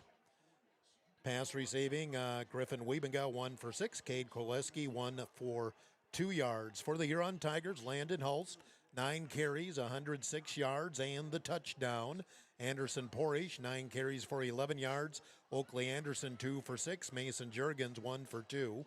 Anderson Porish passing, 4 of 10 for 43 yards. And Mason Jurgens with 3 receptions for 30 yards. Riley Winiger, 1 for 13. Defensively for the Tigers, and actually have the entire stat sheet here, so that's nice. Nobody has big numbers on tackles, but again, Huron's got a big time of possession advantage, so the defense wasn't out there as much. Jeremy Hofer, 4 tackles. 3 tackles, Cooper Bischoff, Oakley Anderson, 2 for Mason Jurgens, 2 for Noah Owen, and 1 tackle apiece. Riley Winiger, Carter Porish, Landon Hulse, Rayshawn Whiff, and Caden Adams. Time of possession in the first half, again, lopsided in favor of Huron. 15 minutes, 6 seconds for the Huron Tigers, 8 minutes and 54 seconds for the T-Area Titans. And it all lines up with a score of 9-0 Huron at the half. Huron's back out on the field. I don't see the Titans. Oh, the Titans are back out. But I'm assuming we're going to be putting up another 3 minutes to the clock when the minute 20 that's on there now runs down. T-Area will get the ball to start the second half. We'll take a timeout. 2 minutes return here for the third quarter from T. 9-0 Huron on Dakota Sports. Sponsor the Huron Tigers. The doctors and staff at the Huron Eye Clinic are committed to providing quality service and products to their patients in Huron and surrounding areas. The Huron Eye Clinic offers comprehensive eye exams, contact lens exams, infant sleep screenings, LASIK consultations, ocular disease services, and pediatric eye care. Stop in at the office at 1288 Dakota Avenue South to make an appointment, or call the Huron Eye Clinic today at 605-352-4181. Looking to buy, build, or refinance your existing home? I'm Jamie Olson, the local mortgage loan officer at American Banking Trust in Huron. Whether it's a conventional loan with local servicing, VA, everything, rural development, jumbo, or a home equity line of credit, I'm here to help you find the right fit. Let's make your home goals happen. Apply today at mortgagewithjamie.com or call 353-2818. American Banking Trust, where your journey begins. Member FDIC, equal housing lender. Wishbone Market is proud to be part of the Huron community and the Huron area high school athletes all season long. At Wishbone, they believe in supporting local, which is why you'll find South Dakota favorites on their shelves, from wines and meats to hometown snacks. They have great in-store savings and new products with updates shared on their Facebook page. Follow them on Facebook and stop in today to shop local, save more, and enjoy the best from South Dakota at Wishbone Market. Wilbur Ellis is a leading provider of innovative solutions in plant protection, plant nutrition, and field technology. They offer premier products and one-on-one relationships with local field experts to help their customers grow. Wilbur Ellis is committed to bringing you and your operation new and innovative ideas. Contact your local Wilbur Ellis specialist today to find out how to maximize your return on investment. Wilbur Ellis wishes all area high school athletes the best of luck this season. Dakota Sports KIJV, 1340 AM and 95.3 FM. Welcome back to T. I'm Jeff Duffy, getting set for the second half. Huron Tigers 9, T-Area Titans 0. Coming out of the locker room, I see Carter Porish, the freshman tight end, has the pads off, so I presume his evening is over. I did not see what happened, but at one point they brought him over to the T sideline just so the trainer could look at him on the table. And I see he's got the pads off, so the starting tight end Tigers will not be in here for the second half. So here we go. And again, key here right away. T-Area 1 first down in the first half. They just struggled to get anything going on offense. Huron only have 5 first downs themselves. Now T-Area will get the ball to start the second half, and we'll see what they come out in. They're a team that does not like to throw the ball. They've depended on running the ball, and they just haven't been able to get anything going on offense. But all it takes is one play. Tiger defense has certainly been more than up to the task here so far, but it's going to start with special teams here as we get ready to go with the second half. Tomorrow we have volleyball on the air. Top-ranked Harrisburg coming to the arena to play our Huron Tigers. We'll shoot for a 2:30 start for the varsity, 2:10 with the pregame tomorrow afternoon here on Tiger. Tuesday, the volleyball girls are on the road as they go to Yankton. We'll shoot for the 6:30 start there. Then next Friday, we have a road trip to Sturgis. Sturgis ranked number 3 this week in 11AA.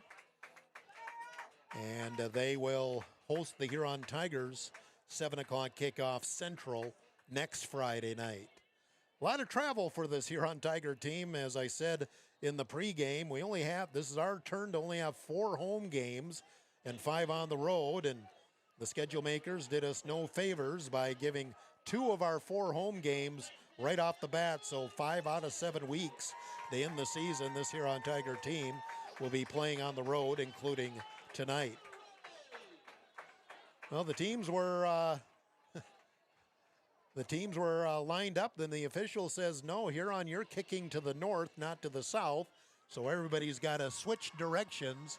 But we will get the second half kickoff here shortly. As a little breeze finally came in. It's very warm. The press box is air conditioned, but it's just a window air. Therefore, I have the door closed and I'm not getting any of the cool air. So T-Area has a diamond formation back there to receive the kick here to start the second half. And here's a squib kick by Porish, going to be picked up at the 25, up to the 35, and tackled up at about the 37. Ty Kleinsasser on the special teams stop for Huron. And T-Area will go 1st and 10 at their own 38-yard line. Went with the squib kick there. So now what adjustments have both teams made? T-Area just, like I said, 1 first down, just couldn't get anything going in that first half. Mitch Grant will bring the Titans out for 1st and 10 at their own 38-yard line. They'll go with the double wing formation. Brown the fullback, and under center is Mitch Grant. Grant, play action, he wants to throw, looking right. Under some pressure, throws over the middle, and nearly intercepted by Riley Winiger. Had his hands on it, had a second shot at it. Incomplete, it'll be 2nd and 10. Well defended by Riley. Pass was intended downfield for Zach Webb, I believe. Incomplete, it'll be 2nd and 10. For T-Area from the 38-yard line. I did ask. They do prefer you say T-Area as for their school. So I try to respect that. 2nd and 10 from the 38-yard line. Titans go 2 receivers left, 2 right. Shotgun for Grant. Looking to throw, looks left. Going to throw deep down the middle of the field and knocked away by Jeremy Hofer. Pass was intended for Korleski. So 2 plays, and T-Area has tried to air it out on both of them, but Tiger defenders were in position It'll be 3rd and 10 from the 38-yard line for the Titans. And again, that's really not the MO for this Titan team. They're not a team that wants to have to throw the ball a lot. Like I said, they aired it out on those first 2 plays. See what the strategy is here on 3rd and 10 from their own 38-yard line. Grant will show shotgun and 3 receivers left. 1 right on 3rd and 10. Grant going to roll to the left a bit, looking to the far sideline. He's under pressure. Anderson after him. He'll throw short and bounces it. It'll be 4th and 10, and T-Area will bring in the field goal unit. That time, good coverage downfield. Oakley Anderson along with Noah Owen had the pressure on Grant, and 4th down, and Huron will get the punt from Lowry. Again, I'm just going to say this, every time the Titans punt, Lowry is a quarterback. Hulst and Schultz are back deep to receive for the Huron Tigers. Snap on target, and Lowry will kick it away up the middle. Hulst hesitates and finally just lunges and catches it right at the 31-yard line. So 3 and out. T-Area now 5 possessions, 1 first down, and 5 punts. Only took 28 seconds off the clock for that possession. And Huron will have the ball for the first time in the second half, leading 9-0. And 1st and 10, Huron Tigers from the 31-yard line. Pistol formation for Porish, Hulst behind him. Straight drop for Porish, does the pump. He wants to go to Juergens downfield. Boy, there was a lot of grabbing, and here comes the flag. That's going to be pass interference on Wiebenga. It was the pump and go. Wiebenga bid on it, and I saw him pulling on Juergens' jersey, and this is going to go against the T-Area Titans, and the defensive pass interference should give Huron a 1st and 10. Well, I'm assuming that's what the penalty is. It came from the back judge. Yep, so for 15-yard penalty. Again, that's just the 4th accepted penalty of the game, 3rd penalty for 25 yards on T-Area. And Huron has a first down here to start the second half. And they're 1st and 10 at their own 46-yard line. Now at the 41, as they realize they gave us 20 yards on the penalty. I didn't think that looked right. 1st and 10 at their own 41.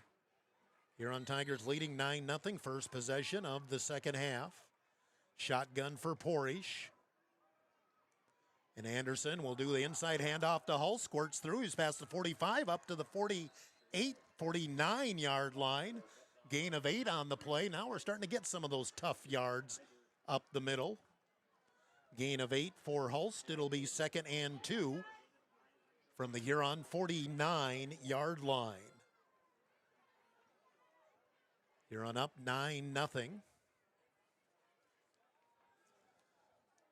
See that Noah Owen now is getting some time on the offensive line. I think they have him at right tackle.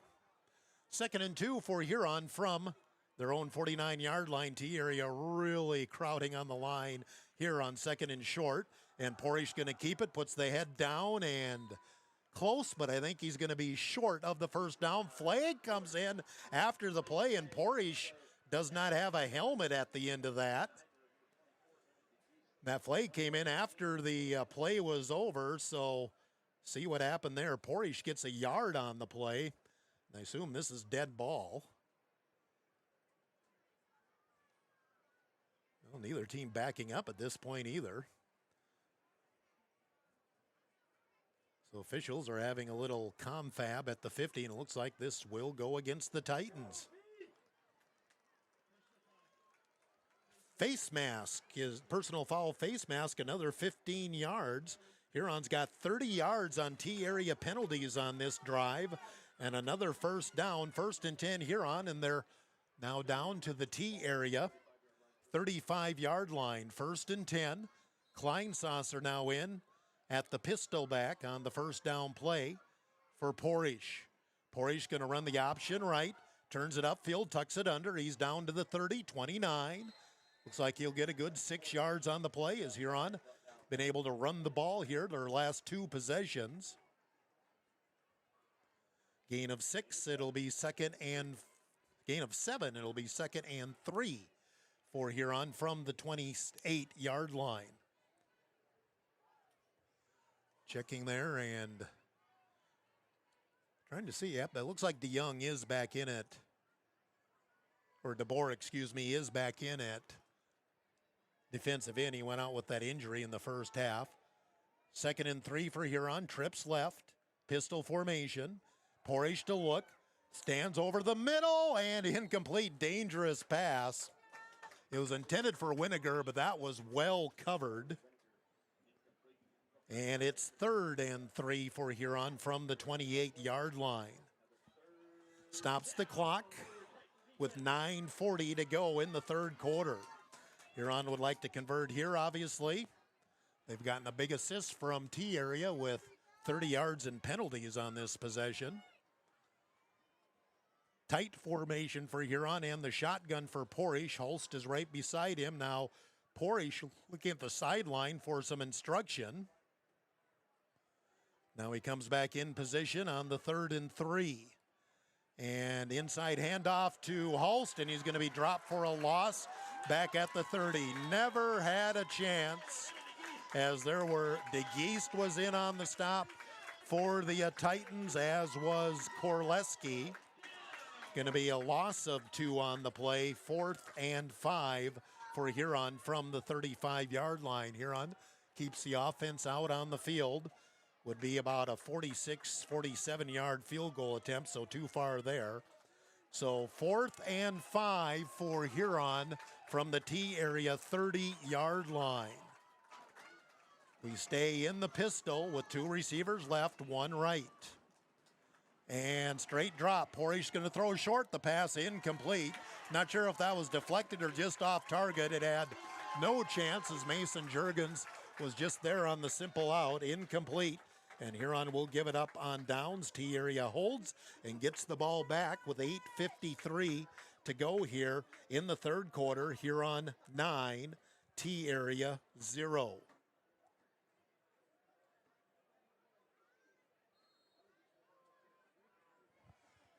T area takes over, 1st and 10 at their own 30. Double wing formation. Grant is under center. Hand off to the 2nd man through and breaks 1 tackle up to about the 35-yard line. Hard running up the middle by Carter Brown. Like we had him back at the line of scrimmage. But it is a gain of 5. First carry of the game for Brown, normally the fullback. It'll be 2nd and 5 T area from their own 35-yard line. We're just underway in the second half. T area has the ball for a 2nd time. Huron had a drive but couldn't finish it. And the lead is still 9-0 Tigers. Slot right, 1 receiver left, I formation. 2nd man through, Korleski. He stood up at the line and driven back. As I think it was Jeremy Hofer in on the stop again. Or nope, that was Ty Kleinsasser on the stop for the Huron Tigers. And he got some help from Noah Owen as well. We'll give him a gain of 1 on the play and set up 3rd and 4 for T area from the 36-yard line. We're in the 3rd quarter. 7:43 to go in the 3rd, and Huron leading 9-0. T area has 2 receivers right, 2 left, shotgun, and Grant looking left. He's going to throw short. The pass tipped away by Bischoff. If the pass hadn't been high, Bischoff would have had a shot at the pick, but it came high, and it looked like Cooper got a piece of it to the tight end over there. 4th down, and Lowry is in to punt again as T area is continuing to struggle with their offense.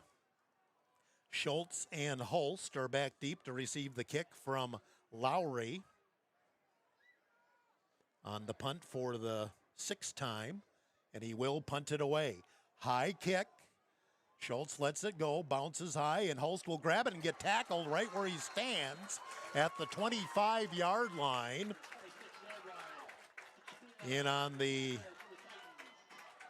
Brady Tapia, I believe, was in on the special teams tackle, but Holst, he did field it, and that probably saved Huron 10 or 15 yards off the roll.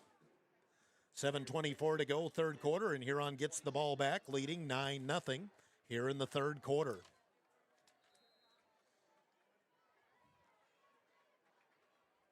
Ball right at the 25-yard line. Tigers in the pistol. Two receivers right, one left on 1st and 10. Roll to the left, and there's the pitch to Holst, and he's hemmed in, and I don't think he got back. No, he's going to lose a yard or two on the play. Well played by Korleski. Kind of a late pitch, too, and even with the pitch, T-Area was there and ready to make the play. Loss of 2 on the play for Holst. He does have a 100-yard rushing night, but most of that came on the big play in the second quarter. Huron's got 2nd and 12 back at the 24-yard line. Two receivers right, two left. On 2nd down and long, empty backfield for Porish. Now he's going to hesitate. Now quarterback draw, it looked like, and he lost his footing just trying to get going. And he gets back to the line of scrimmage. That's it. It was kind of a delay quarterback draw, or either that or a broken play, one of the two. Porish gets nothing on the play. It's going to be 3rd and 12 for Huron at the 24-yard line. So again, neither team getting much going offensively here to start the half, same way the first half started. So 3rd and 12 for Huron from the 24-yard line. 3 receivers right, 2 left, empty backfield for Anderson Porish on 3rd and long, and T-Area's really up on the line. Porish going to throw deep, and there's nobody home. Hofer and Schuhart were there, but I think Porish just heaved that because he was under pressure. Porish a little slow to get up after that. And Huron off the punt, and Porish, he's coming off the field. He's the punter. And who's going to punt the ball here? No, Porish is going to come back on the field, but he must have taken a hit. I was following the ball, so I didn't see it, but Porish, he was very slow to get up. He started to go to the sideline and realized I have to punt. And so he's on the punt with 2 receivers back for the Titans. Porish will kick it. Oh, shanked it. Going to be a very short kick, and T-Area is going to get great field position, as that's probably not going to go much more than, well, let's see, they're going to put it at the 32-yard line, an 8-yard punt for Anderson Porish, and a golden opportunity for the T-Area Titans with 5:48 to go in the third quarter. Huron leading 9-0, but on a shanked punt, something we haven't seen from Anderson. T-Area will have it 1st and 10 at the 32-yard line. Send a man in motion. Straight up the middle is Grant. He's got a hole, breaks a tackle, breaks another, finally dives forward to about the 11, and that's the best play of the night for the T-Area Titans. They get their second first down. 19 yards on the carry for Grant, and it was just a simple design play for the quarterback, and Huron wants a timeout. 2 or 3 missed tackles, and T-Area in business. They'll have it 1st and 10. 5:37 to go, third quarter. Huron 9, T-Area nothing. We'll take a timeout of 30 on Dakota Sports.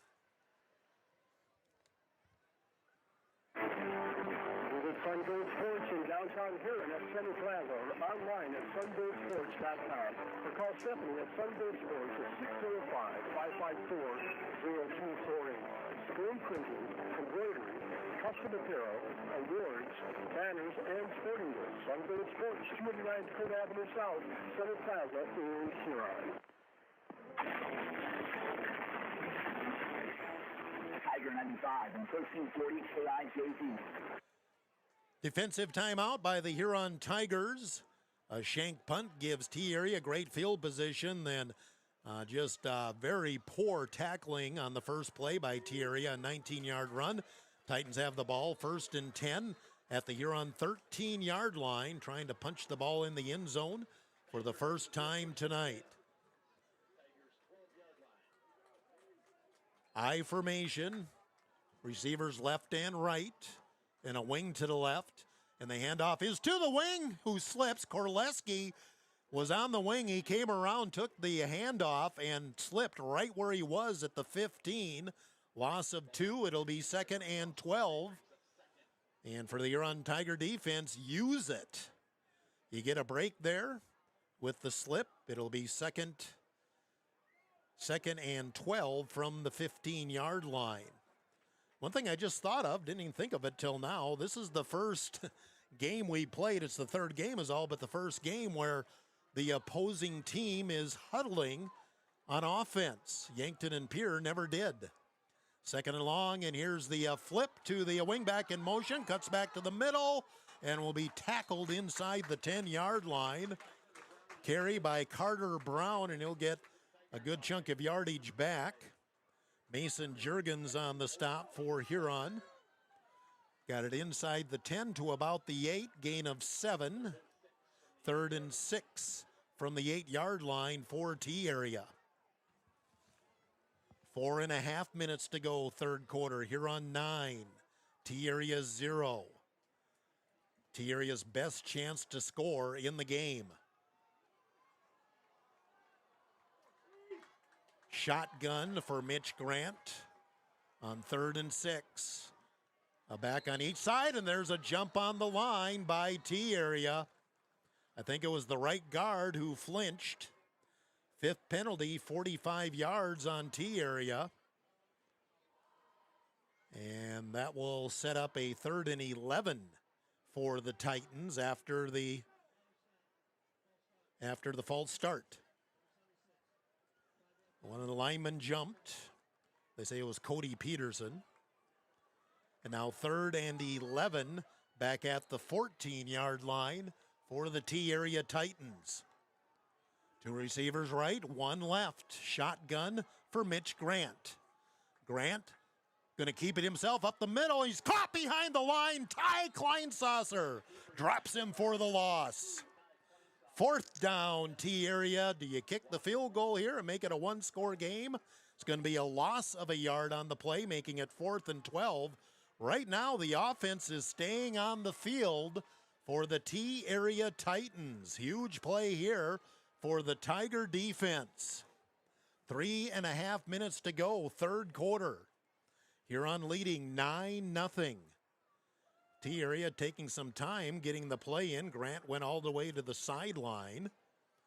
So 4th and 12 for Pierre from the 14-yard line. Double wing formation, and Grant wants to pass. He's looking right, going to throw the slant over the middle, incomplete. Well defended by James Schultz Jr., intended for Cameron Hillestad, and Huron will take over on downs. 1st and 10, Huron. And they'll get the ball at the 14-yard line. So dodge the bullet there with 3:05 to go in the third quarter. Huron maintains the 9-0 lead.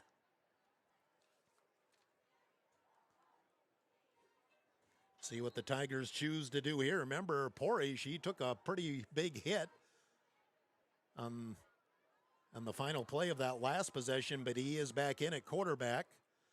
Got some guys in the wrong spot in the formation. 1st and 10, Huron from their own 14-yard line. Porish will hand it off to Hulst, and not much there. Gets maybe back to the line of scrimmage. Let's see, Kingston Nyberg in on the play, among others. No gain, 2nd and 10. Huron hasn't been able to get much of anything going on offense here as well in the second half. They do have 2 first downs, but they both came via T-Area penalties. So 2nd and 10 from the 14. Trips left, 1 receiver right. And T-area really pressing the receivers. There's nobody back deep. Short drop and complete to Winiger. He's going to get it about the 20. And that will set up a 3rd and 4 for Huron.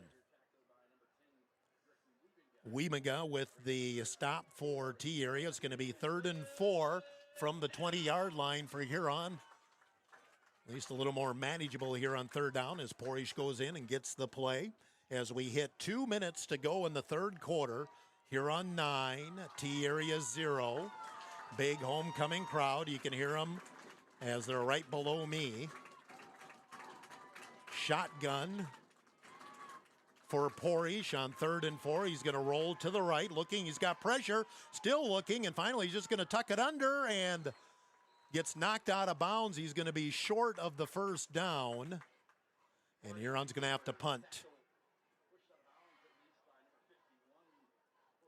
He rolled it to the right, and then that kind of shortens your field over there.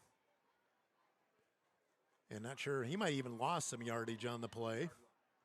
Ball's going to be spotted at the 22. He did get a couple of yards on the play. Needed 4, got 2, and Porish is on to punt again for the Huron Tigers. Again, his last punt was a shank. Titans have 2 players back deep to receive. Now we stop the clock for something.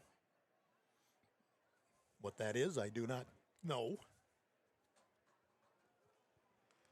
Minute 38 to go in the 3rd quarter. We're going to reset the play clock, and the game clock's stopped anyway. Snap on target and no rush, and nice kick this time. Porish drives receiver back to the 27-yard line. Come up the right side, breaks 1 tackle, gets knocked out of bounds by Kleinsasser. Another great punt by Porish, but T-area will get the ball back with 1:28 to go in the 3rd quarter.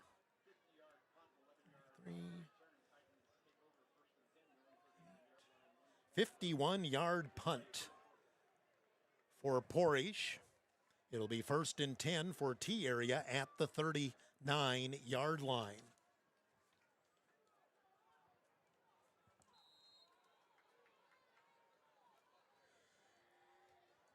Double wing formation. Receivers left and right on 1st and 10. Under center is Mitch Grant. Grant will hand it off. Drop the ball, and was able to jump on top of it. And worked out well for him because Cooper Bischoff was right there. He was trying to pull it out from the back, and the exchange got knocked away. It is a loss of 2. It'll be 2nd down and 12 back at the 37-yard line. And Bischoff was right on top of Grant on that, but it just fell right straight down, and Grant was able to plop on top of it. 2nd and 12, though, now back at the 37-yard line.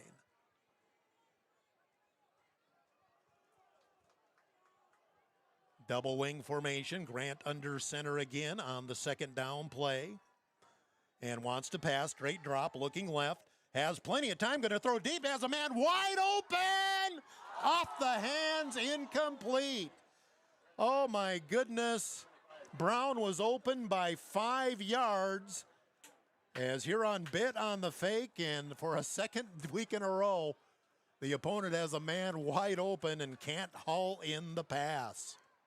Looked on target to me. It'll be 3rd and 12 from the 37-yard line. Sometimes you make your own breaks. Sometimes you have breaks presented to you, but you got to get one more play here to get off the field. 38 seconds to go in the 3rd quarter. Huron 9, T-area 0. And T-area faced with a 3rd and 12, and they're going to use a timeout here. 3rd and 12, late 3rd quarter. Huron up 9-0. We'll take a timeout. 30 on Dakota Sports on Tiger. Review with Lane Anderson of Farmers Union Insurance. Auto, home, farm, life, and business. Become a satisfied policyholder with Farmers Union Insurance. Farmers Union Insurance, Lane Anderson, 1835 Arizona Avenue, Southwest in Huron. Looking for a personalized apparel such as t-shirts, sweatshirts, and jackets, TV Sports and Course. About time, logos, and multi-brand accessories. TV Sports and Course, proud sponsor of the Tigers, TV Sports, downtown Huron. Dakota Sports KIJB, 1340 AM and 95.3 FM. Good evening. I'm Jeff Duffy in T. Big play here on 3rd and 12 for the Titans from their own 37-yard line. We're late in the third quarter. Each team has now used a timeout here in the third. Well, T-area had that one designed up. They had a man wide open. Pass looked to be on target, but could not come up with the catch. 3rd and 12 from the 37-yard line. T-area will go with the I formation. 2 receivers right, 1 left, and Grant going to be under center on 3rd and long. Huron showing a blitz, and now we have a whistle. Flag on the play. And it looks like it's going to go on T-area, another pre-snap penalty on the Titans. Procedure on T. 6 penalty for 50 yards. They've had 40 yards in penalties here in the third quarter. Now the ball back to the 32-yard line, making it 3rd and 17, and that will make Coach really pull out what he has left of his hair. I take a timeout to set up a play, and then we get a pre-snap penalty before even getting the ball in play. So now 3rd and 17 from the 32-yard line for the T-area Titans. They got to get to the 49 for the first down. 2 receivers left. I formation, 1 receiver right. Grant under center. And play action. Here comes the blitz. Gets away from Whiff. He's still looking. Now Grant going to tuck it under. Breaks 1 tackle and will finally get brought down at about the 34. He'll get 2 yards on it, but again, give the defensive backs credit. There was nobody open. Rayshon Whiff came in with the early pressure, and on 4th down, T-area will be forced to punt. They don't have to do the punt here if they don't choose to do. Huron's got to hurry up and get everybody off the field, and Lowry will punt it away. High end over end kick, and it's a fair catch. A flag on the play, as Hulse caught it at the 35-yard line. Hopefully, Huron got everybody off the field because we're a little slow to get off, and T-area came out and really snapped that punt quick.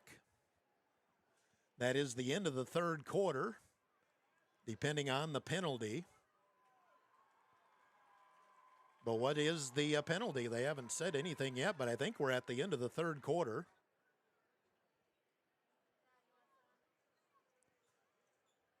Well, they still haven't done. What are we doing? Oh, sideline interference on T-area. Oh, wow. I thought you always got a warning on that. So another 15-yard penalty on T-area for sideline interference. Basically, the official on this side ran into somebody that was a little too close to the sideline. That will end the third quarter. Huron 9, T-area 0. Timeout 1 minute on Dakota Sports.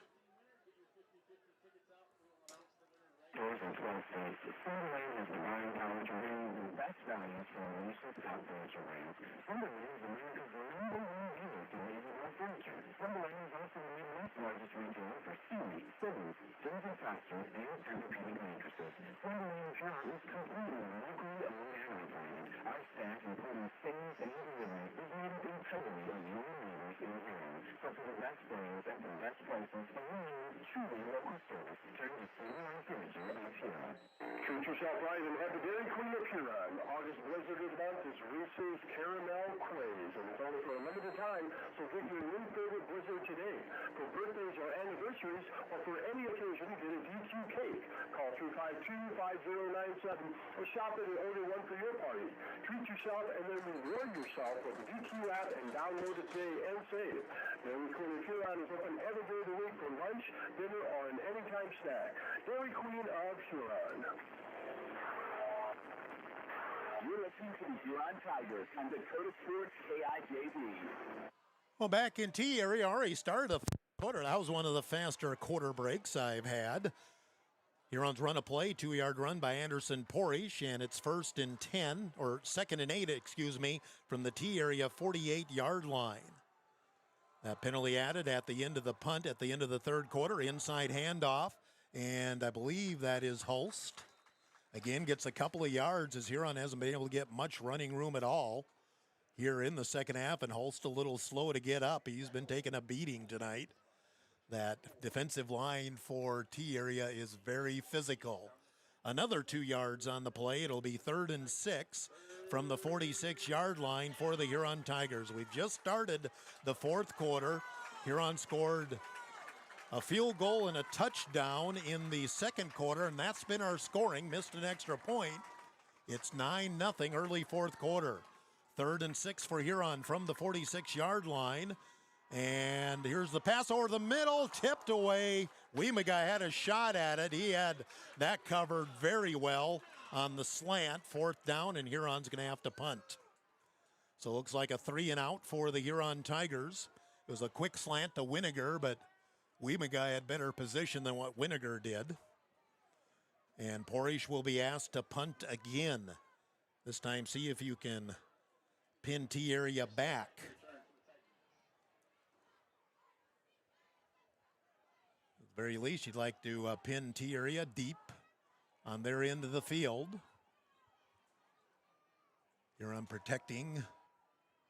Not much of a rush again. Porish will angle it to the near sideline over the receiver's head, and did it go out of bounds? And, to the 1-yard line. 2-yard line, 44-yard punt for Anderson Porish, and T area will have it 1st and 10 at their own 2-yard line with 10:28 to go in the game. Again, he's an all-state punter. Showed it there. Worst starting field position of the night for the Titans. 1st and 10 at their own 2-yard line. They put a man in motion.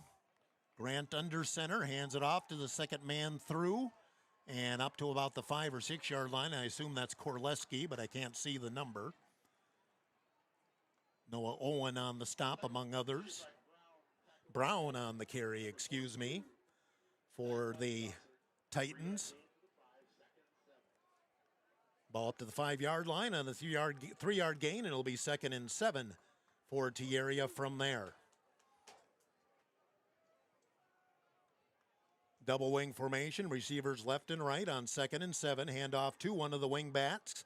The old power, and that goes nowhere as Ty Kleinsasser was the first one in on that play.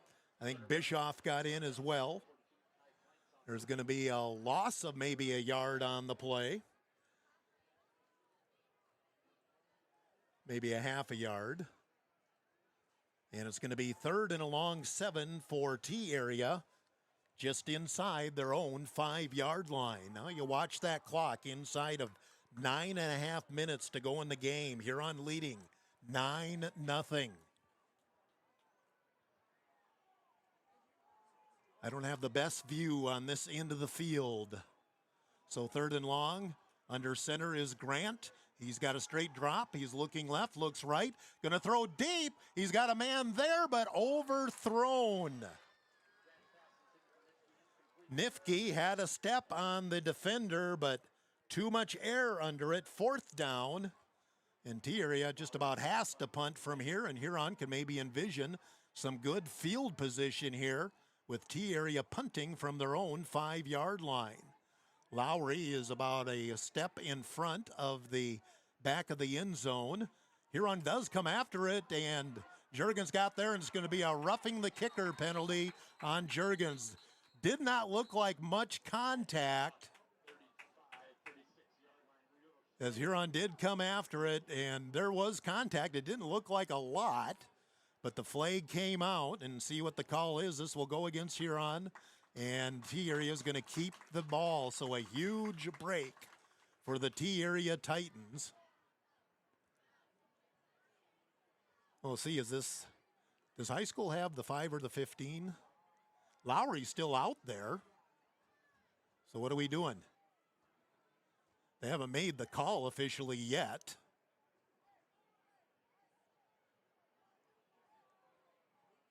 Running into the kicker is the call.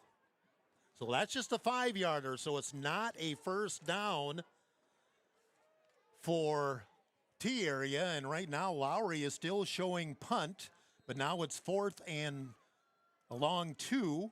And Lowry will still kick it away. Angles to the near sideline. Hulst will let it drop. Just let it go at this point. Takes a bit of a T area roll. Now goes backwards, and Huron will have the ball at the T area 47-yard line. Ooh, that was scary, but just a 5-yard. I wasn't sure if they had the running and roughing, but they do in high school. So I learned something new tonight. 9-0 lead, Huron. 8:47 to go in the game, and Huron has the ball 1st and 10 at the T area 47-yard line. In the second half, Huron's only had 2 first downs, and they both come on Titan penalties. 1st and 10 from the 47. Shotgun. Here comes motion. That's Juergens. Porish going to keep it himself. Try to foul Hulst. Now reverses field. Now just puts his head down, gets what he can. And he's going to get about a yard on the play. As T area definitely strung that one out. DeGeest on the stop again for the Titans. Gain of 1, 2nd and 9. 2 possession game, so as much as anything, Huron wants to keep that clock running, but there's still a lot of clock left on it as we're just inside of 8.5 minutes to go in the game. 2nd and 9 from the 46-yard line. Shotgun for Anderson Porish. Long count. Motion again is Juergens. He'll take the flip. Juergens trying to foul Hulst. Gets a nice kick out, but then he's caught from behind. Well defended by Belos for the T area Titans. And there's going to be a loss on the play. It's going to be 3rd and long. Trying that jet sweep, but again, T area just so good at stringing it out. The ball back at the 48, so a loss of 2 on the play. And Huron just has not had much offense at all here in the second half. Now they have a 3rd and 11 from the T area 48-yard line. 7.5 minutes to go in the game. Shotgun for Porish. Wing left, 2 receivers left, 1 right on 3rd and long. Porish using some clock, and we'll just hand it off up the middle to Hulst. He'll get up to about the 45, maybe the 44, and it'll be 4th down. As again, DeGeest, who I've called his name a lot defensively, made the play. Gain of 3 on the play for Hulst. And again, Huron, a chance to pin the T area Titans back as they'll punt from the Titan 45-yard line, and 2 receivers back deep to receive. Webb along with Korleski. See if T area comes after Porish here.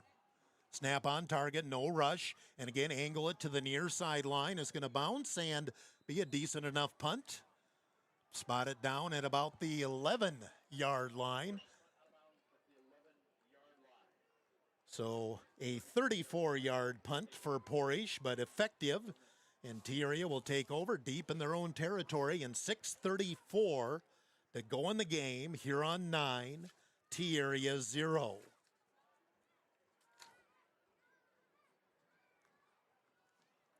Titans have the ball 1st and 10 at their own 11-yard line.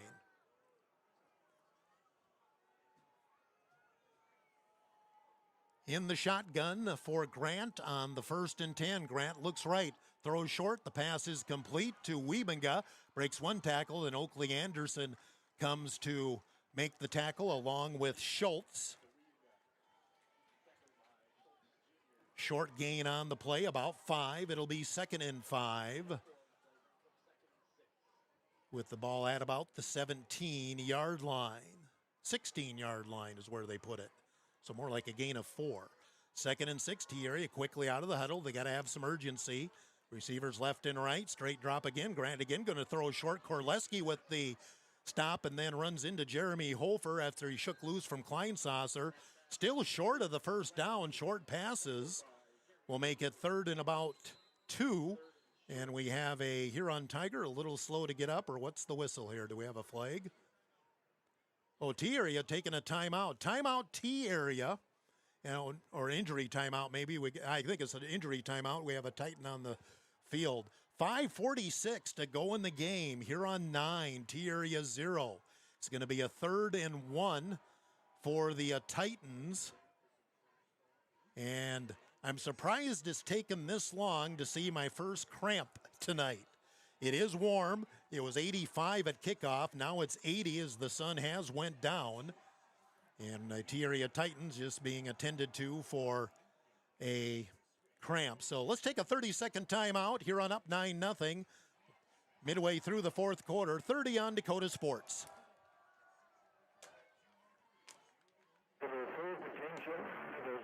Provide everything they need, but the experienced feed consultants at Dakota Land Feed have you get the performance you want and the service you deserve. With the ability to balance rations for every stage of a calf's life, the feed consultants provide valuable information to support your operation. They strive to provide best-in-class service and knowledge you can count on. Dakota Land Feed, your local feed supplier. Tiger 95 and 1340 KIJV. 3rd and 1, blitz by Huron, and Grant going to keep it. He's got the first down. Nope, we're going to whistle it dead. Did they whistle it dead because of a flag or because they thought he was down? Inadvertent whistle. Grant was up the field about 20 yards. My guess is we had an inadvertent whistle with the official biting on the fake up the middle. Grant pulled it out, and he had the corner, and he had about 10, 15 yards.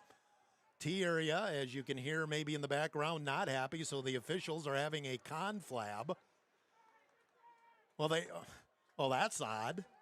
Okay, they're putting the ball at the 26-yard line, so they're saying that's where I don't know what's going on. It's obviously an inadvertent whistle. I'm sure of that. And so evidently they blew the whistle even though Grant was up the field 6 yards. So I would say somebody on the crew thought the fullback up the middle had the ball, and when he went down, they blew the whistle. So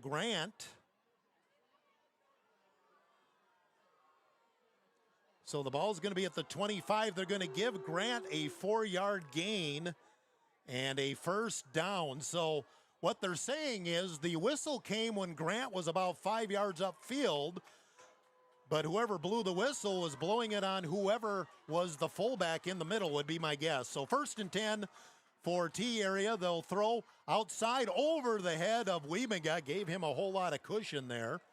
Clock stops. It'll be 2nd and 10. 5:23 to go in the game. Huron 9, T area 0. Huron scored twice in the 2nd quarter. T area struggled to move the ball all night, but you're only down 9. It'll be 2nd and 10 from the 25-yard line for the T area Titans. 2 receivers right, 2 left, and Grant under center on 2nd and long. And he'll just keep it now, fake the handoff, and he's going to be met up by Rayshon Whiff and drop for a loss. Rayshon was not fooled, and he bear hugged him and took him down. There's going to be a loss on the play. And the clock will continue to roll on 3rd and long. I guess no gain on the play. I thought it was a loss. 3rd and 10. Whiff comes off. He was a little slow to get up, but made a big play there. 3rd and 10 for T area from their own 25. We're inside of 5 minutes left in the game. Shotgun for Mitch Grant. Straight drop, looks right, looks left, has time. Gonna throw it deep, way too deep, and that's happened all night. Pass was intended for Korleski, and he just heaved it and hoped there'd be some breakdown there. There wasn't, with Juergens and I believe Holford back there defensively. 4th down, and I would assume T area almost has to go for it here. 4:40 to go in the game. They need 2 scores, down 9-0. 4th and 10 from their own 25-yard line for T-Area. If you're going to do a trick play, this might be the place to do it. So big play here for both teams. 4th and 10 at their own 25-yard line. Grant in the shotgun. Rolls to the right, looking, throws, looks over the middle, still looking, throws against his body, incomplete. He did have a man open, Hillestad, but he threw it against his body, incomplete, and Huron will take over on downs. 1st and 10 with 4:34 to go in the game. Huron 9, T-Area 0. And Huron has it at the 25-yard line. T-Area has 2 timeouts remaining. Now it's on the shoulders of the offense. Keep that clock running, I would assume. The Titans will use those last 2 timeouts here right away. We're in the pistol. 1st and 10, and Kleinsasser is in at the pistol back. He'll take the handoff up the middle and runs into a wall.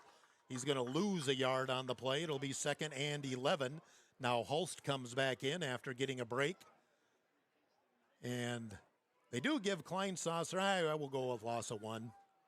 First official carry for Ty Kleinsasser, by the way. 2nd and 11 for Huron, back at the 26-yard line, and T-Area right now not stopping the clock as we hit 4 minutes to go in the game. 8 o'clock, KIJV, AM/FM Huron. Huron 9, T-Area 0. Shotgun with Porish looking at the back judge to see where the play clock is. Gets the snap, and there's Hulse. Tries to turn the corner, has the 25. Don't go out of bounds. He did. Got shoved out of bounds, so that will stop the clock. He does get about 5 or 6 yards, it looks like, on the play as he bounced it outside. Actually got more than that. Wow, he got about 8 yards. 9 yards. It's going to be 3rd and 2. Yeah, 9 yards. It was 2nd and 11. So Hulst with 9 yards, 3rd and 2 for Huron from the T-Area 17-yard line. And again, they're still not, oh, that's right. He went out of bounds, so the clock is stopped with 3:44 to go. 3rd and 2 for Huron. Can he get the tough yards? Porish, inside handoff to Hulst. He's close to the 15. Depends on the spot. He's right up to the yard line, it looks like. And first down, Huron. Needed to, got to.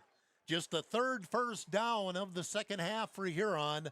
1st and 10, just inside the 15-yard line for the Huron Tigers. Clock continues to run inside of 3.5 minutes. Again, T-Area has those 2 timeouts left in their pocket. A little surprised they haven't used them. Huron will let that clock roll. 1st and 10, just inside the 15-yard line. Receiver left, receiver right. Shotgun, and Porish will follow Hulst up the middle, get what he can. Gets a couple of yards. And gain of about 3 on the play for Anderson. And still, clock continues to run. 3 yards for Porish. 2nd and 7. 2:45. The clock rolls here. Huron leading 9-0 with the ball. 2nd and 7 from the T-Area 12-yard line.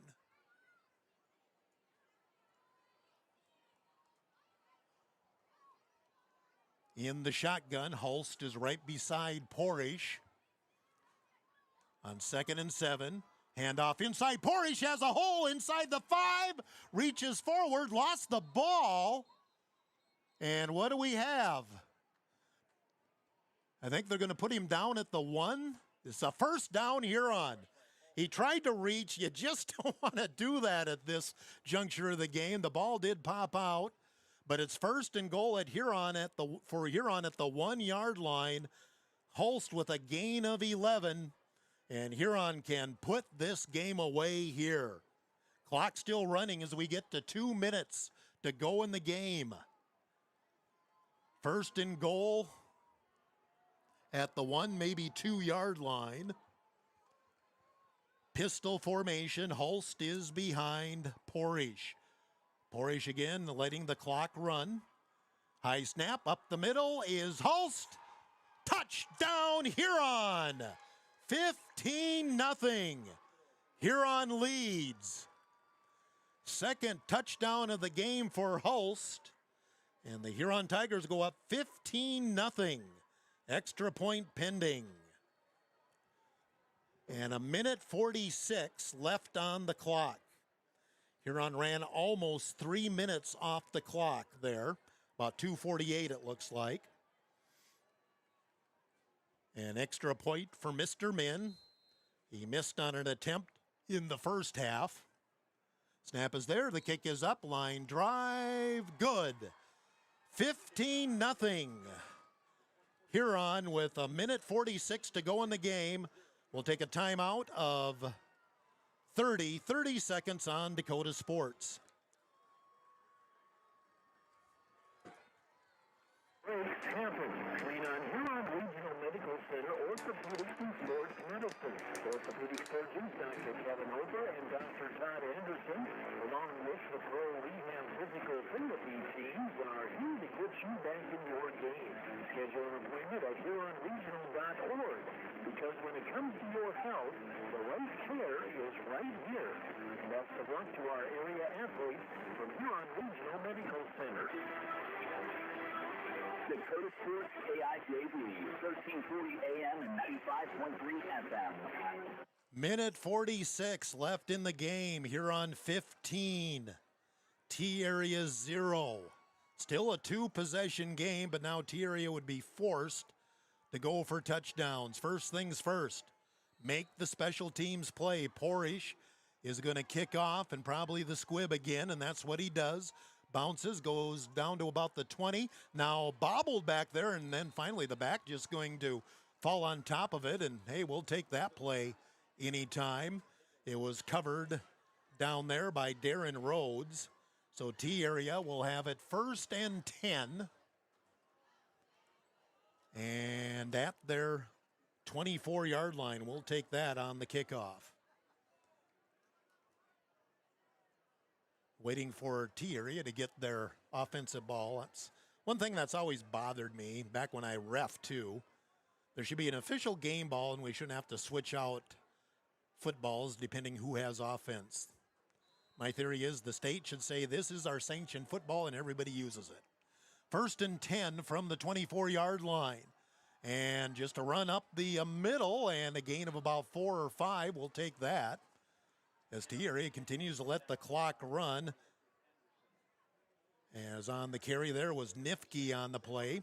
Gain of 4, 2nd and 6, but that clock continues to run with Huron leading 15-0. And a minute 20 left in the game.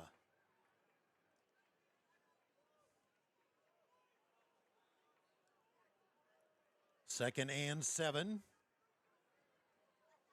In the I formation, Grant under center, and he'll just hand it off again. And Nifke's going to get a couple of carries, and there's a little extracurricular on the far side. Grifke on the carry, a gain of 2. It's going to be 3rd and 4, and it looks like Terrier is just going to let the clock run. Yeah, 45 seconds left. They're not trying to go downfield at all, and the Huron Tigers are creeping up on 2-1 on the season.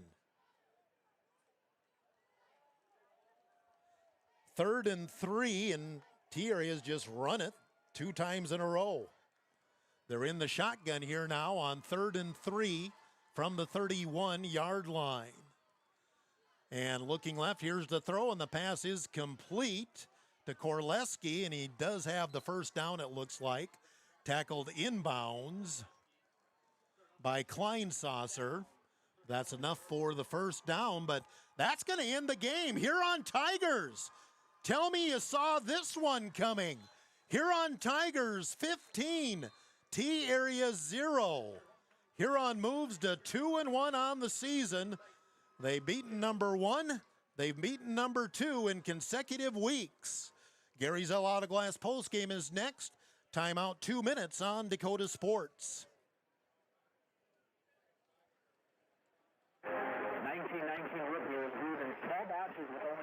finest ingredients, real sugar and real vanilla. Their unique recipe and choice ingredients make 1919 root beer the creamiest, full-body draft root beer available. Pick up 1919 root beer, distributed by Elwine Brothers, at your favorite convenience store or grocery store in Huron.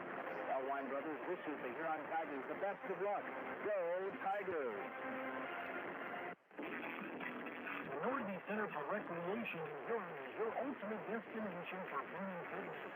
Challenge yourself and get fit with a fitness class that fits your schedule. The Nordby Center offers water classes, weight and cardio classes, bicycle spin classes, and more. These fitness classes are led by the Nordby Center's expert instructors. Sign up for a fitness class today. The Nordby Center for Recreation, where the fun never ends. This is Matt Sibley with Brian J. Davidson Insurance Agency in Huron. We change thousands of diapers, cut up hundreds of crusts, played hours of peekaboo and duck goose, because we'd do anything for your kids. That's why it's so important to protect them with life insurance from State Farm. State Farm agent Brian Davidson will help make it easy and affordable to help you protect your family, no matter what the future holds. Because for the people you do anything for, life insurance can mean everything. Call today, because like a good neighbor, State Farm is there.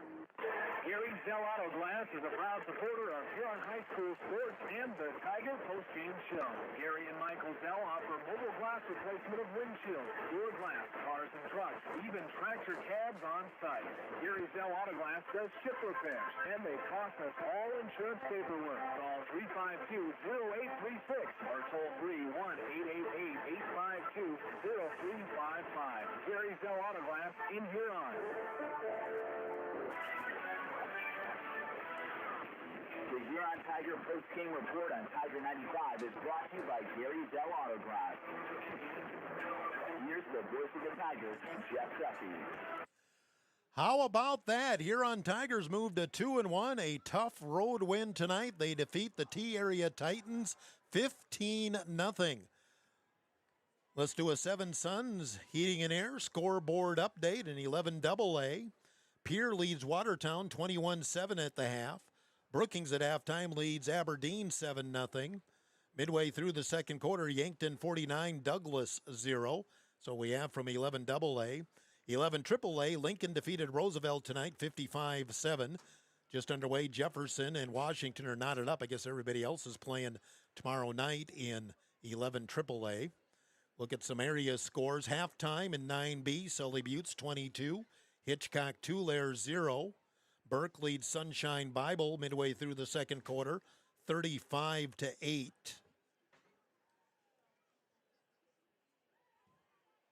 Let's see, what else do I have here? Just scrolling. 11B, our game over on the KOKK tonight. Chamberlain and Miller Highmore Herald. Miller Highmore Herald and Chamberlain tied at 8 early second quarter. Halftime, Woonsocket Wessington Springs Sanborn Central leads Webster 47-0. And that is your Seven Sons Heating and Air scoreboard update. See if Coach Strand is on his way up there. I can't tell if he's still down on the field or not, but the Huron Tigers get the win here tonight, 15-0.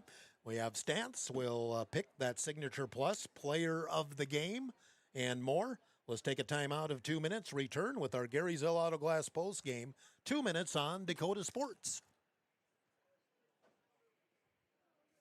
Experience Lions Finger Restaurant and Ace Lounge. They specialize in steaks, burgers, seafood, and pasta. Lions Finger can host your party in a private room and offer catering too. Open Monday through Friday 4 to 10, Saturday 4 to 11, and open for lunch every Thursday 11 to 2 and closed on Sunday. Lions Finger Restaurant and Ace Lounge in the Crossroads in downtown Huron.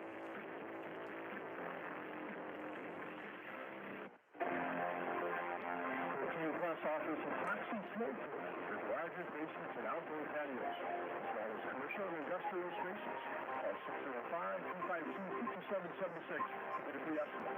And the pros of Tilt King Clubs help you get a great looking, durable surface from Foxy Flooring. The owner and operator visit them at 201 Market Street East. Check out their website at tiltkingplus.net. King Plus is a proud sponsor of Huron Tiger Sports. At Car Chiropractic, we know sports injuries just on the sideline of the game. They can sideline your life. Whether you're a weekend warrior, a competitive athlete, or just love staying active, getting back to your best is what we do best. Our team of experts will work with you one-on-one to develop a rehab plan that's as unique as you are. Don't let an injury keep you from doing what you love. Call Car Chiropractic today at 605-352-5264 or visit carchiropractic.com. Adams Quickly is your go-to place for convenient, reliable oil changes. Fast, easy, no-pressure oil changes through family theater. No appointment needed. See them in 1159 Court Avenue North. Give Adam a call, 352-9655. Adams Quickly also has tire repair, batteries, and filters. Locally owned and open at 30 a.m. every day except Sundays. Trust your family vehicle with Adams Quickly. 1159 Court Avenue North. Adams Quickly is proud sponsor of Tiger Sports.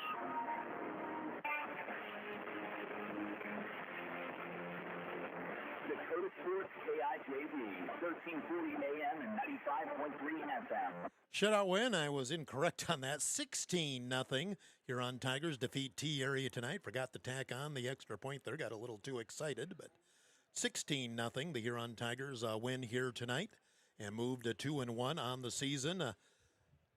Coach Strand getting held back by a few people, so we'll run down the stats here. First off, the scoring in the game. Huron scored twice in the second quarter. Early in the second quarter, it was a 32-yard field goal by Mr. Min, and Huron took a 3-0 lead.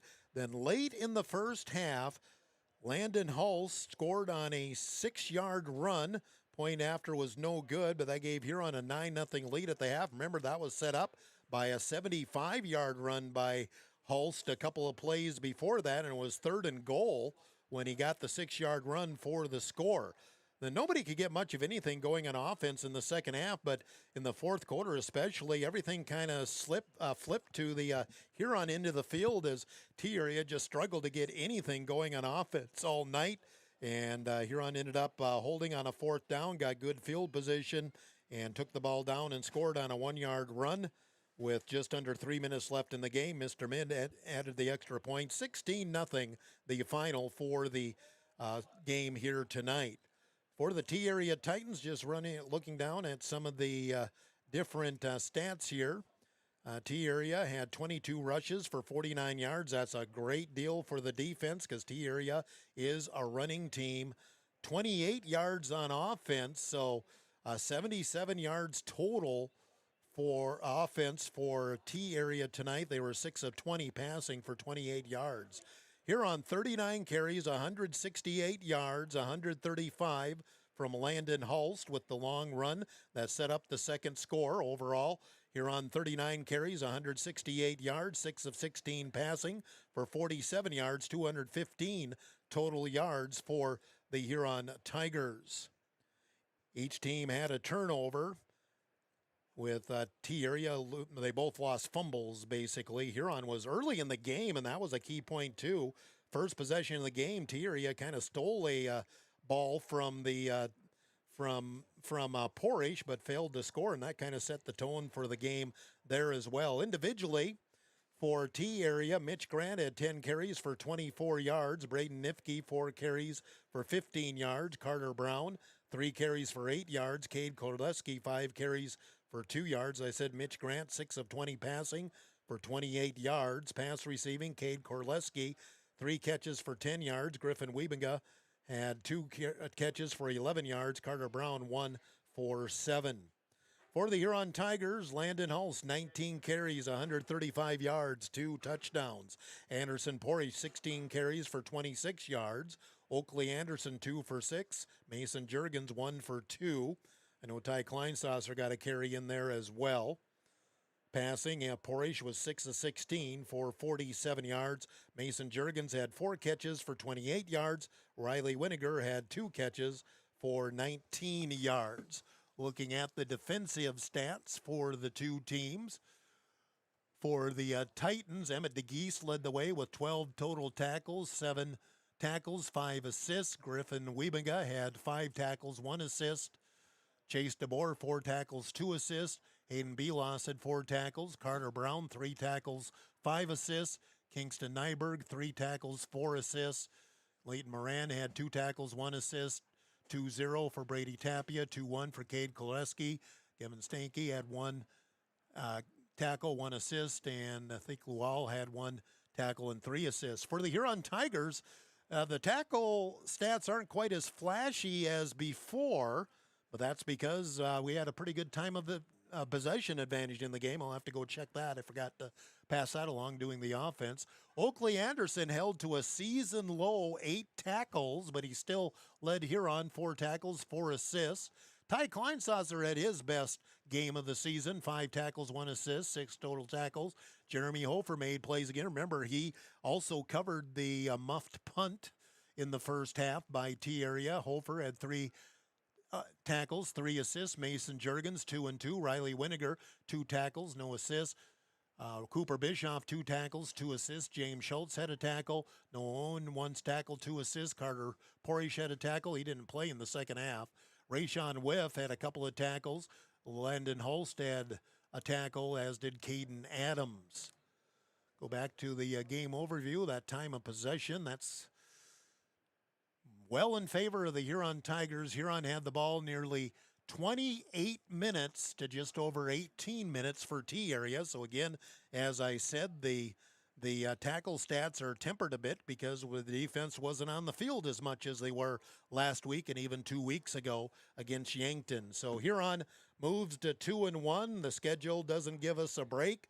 Number 3, Sturgis, will be the opponent next week out in Sturgis. You know, Sturgis is looking for a little redemption. Huron and Sturgis have really put together a pretty good rivalry the last couple of years, 4 or 5 years. Games have always went down to the final couple of plays. Hurons came out on top in all but one of those games. But the thing that makes you most nervous in like 3 of the last 4 years or 3 in the last 5 years, something weird has happened on the day of a Huron-Sturgis matchup. We've had games delayed twice because each team had bus issues.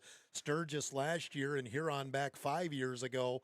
And we also had a long thunderstorm delay, I believe, 3 years ago out in Sturgis. So hopefully we just get a regular 7 o'clock Central kickoff and get a good game out there in Sturgis. But again, that always makes you nervous because, as I said, weird things seem to happen when Sturgis and Huron get together.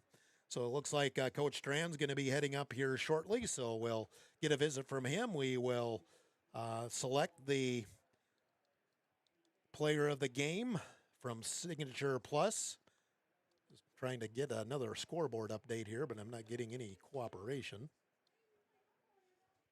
Go back to 11 AA. They're probably still all at halftime anyway. Huron 16, T-Area 0. And still 21-7 Pierre, 7-0 Aberdeen, 56-0 late first half, Yankton leading Douglas. We'll take a time out of 2 minutes. We'll be back and talk to Coach Strand next. 2 minutes on Dakota Sports. Dining in, carry out, and fast delivery. Every day for delivery or carry out, we're going to call at 252-6925. Not sure what to order from this realistic menu? Then dine in and try the famous Godfather's Buffet, featuring a variety of pizza slices, tasty chicken, and many salads and desserts to choose from. For local owners, so stop in and say hi to Derek and the rest of the pizza crew. We're located on 195 21st Street in Huron. Godfather's Pizza. Give them a call, 352-6925. The Huron Eye Clinic is proud to sponsor the Huron Tigers. The doctors and staff at the Huron Eye Clinic are committed to providing quality service and products to their patients in Huron and surrounding areas. The Huron Eye Clinic offers comprehensive eye exams, contact lens exams, infant teeth screenings, LASIK consultations, ocular disease services, and pediatric eye care. Stop in at the office at 1288 Dakota Avenue South to make an appointment, or call the Huron Eye Clinic today at 605-352-4181. Looking to buy, build, or refinance your existing home? I'm Jamie Olson, the local mortgage loan officer at American Basin Trust in Huron. Whether it's a conventional loan with local servicing, VA, FHA, rural development, jumbo, or a home equity line of credit, I'm here to help you find the right fit. Let's make your home goals happen.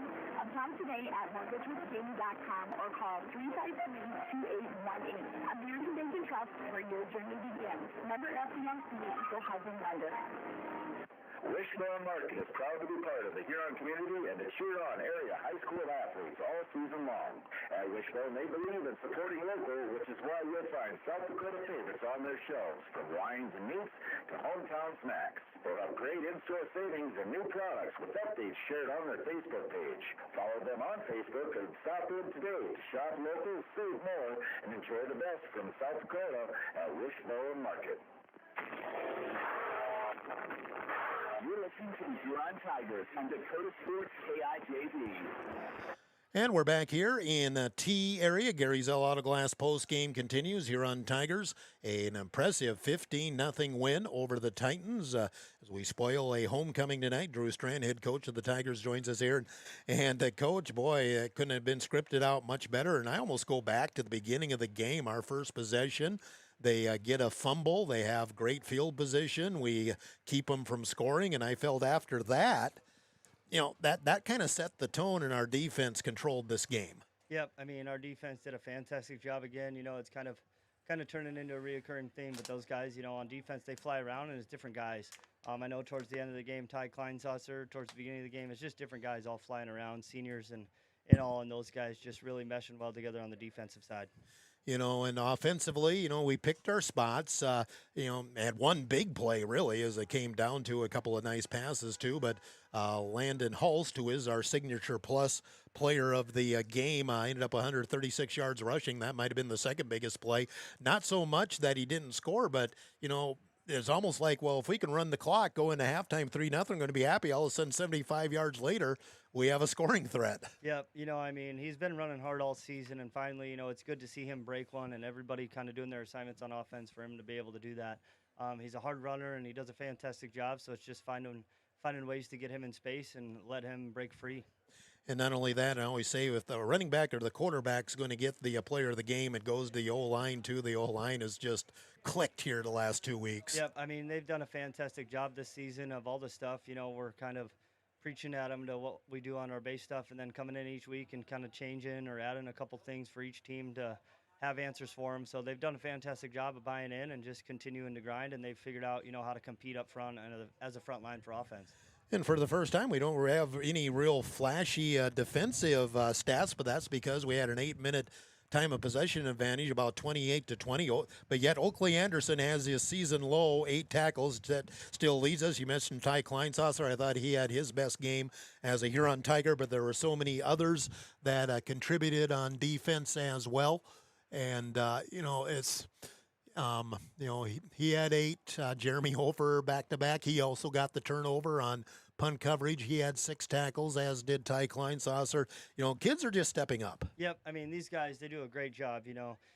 We've been preaching this week just about commitment and committing, not only to the team, but every play where you're out there and every situation that's out in front of you. And I think those guys have done a fantastic job of stepping up and committing to their role, whatever the play is or whatever the situation is, and kind of washing anything that bad happens to them and really locking back in. So super proud of those guys and being able to run around on defense and just kind of play free. And an underrated weapon is the punting of Anderson Porish. He pinned him inside the 5 once, inside the 15 another time. When we were playing the field position game down the stretch, ended up averaging 36 because he did have that one bad one because he took a pop the play before that. But, he's the all-state punter for a reason, and he showed it again tonight. Like I said, that's an unsung weapon. Yep, he does a fantastic job. His leg, really helps us out and really allows us to flip the field and really kind of give our defense hope, when they come back out there and not giving a team short field and making them have to drive all the way down. So it's been just awesome and amazing job for those guys. And I just hope they just continue at where they are and they see kind of, what these guys can be.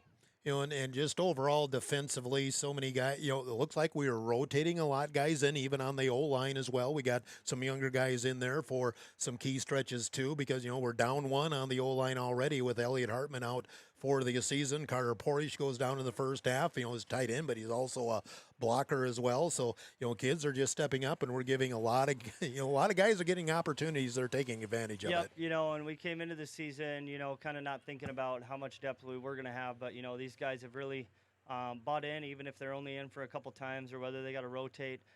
They've just done a fantastic job of when there's time called, they come in for their team and they bring the attitude, effort, and they commit to their role as well. So just a fantastic job all around for these guys, and just super proud of these guys and being able to do what they did. Well, wrap it up here because I know you want to get going, and so do I. But just briefly, Sturgis, I haven't seen any score on them yet, but they're next week. They're number 3 right now.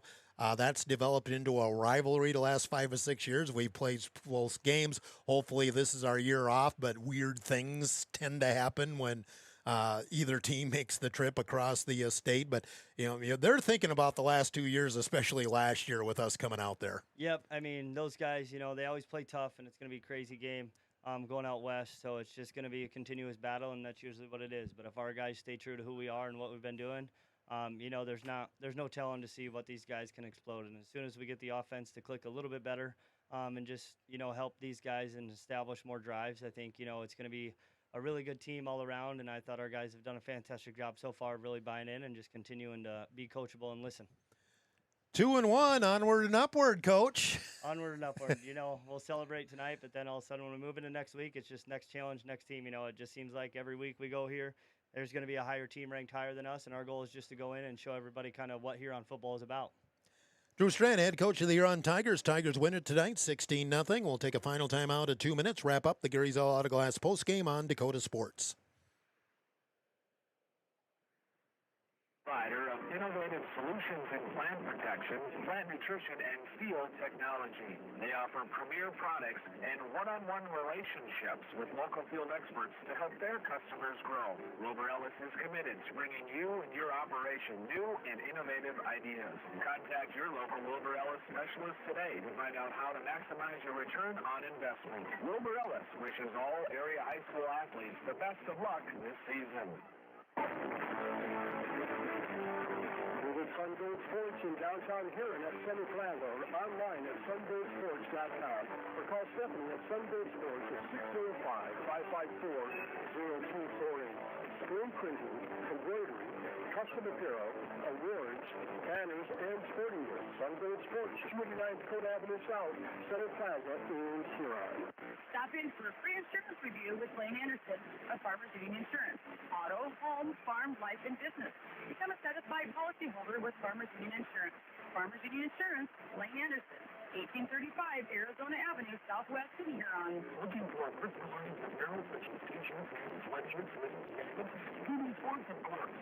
Outside, clothing, and graphic set props. Beauty sports and gloves.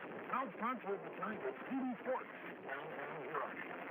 With more than 130 stores in 12 states, Single Lane has the buying power to bring you the best values from the nation's top furniture brands. Single Lane is America's #1 dealer for reasonable furniture. Single Lane is also the Midwest's largest retailer for Sealy, Simmons, James & Foster, and Tempur-Pedic mattresses. Single Lane Huron is completely locally owned and operated. Our staff, including sales and delivery, is made up entirely of your neighbors in Huron. So for the best brands at the best prices, Single Lane is truly local service. Turn to Single Lane Furniture of Huron.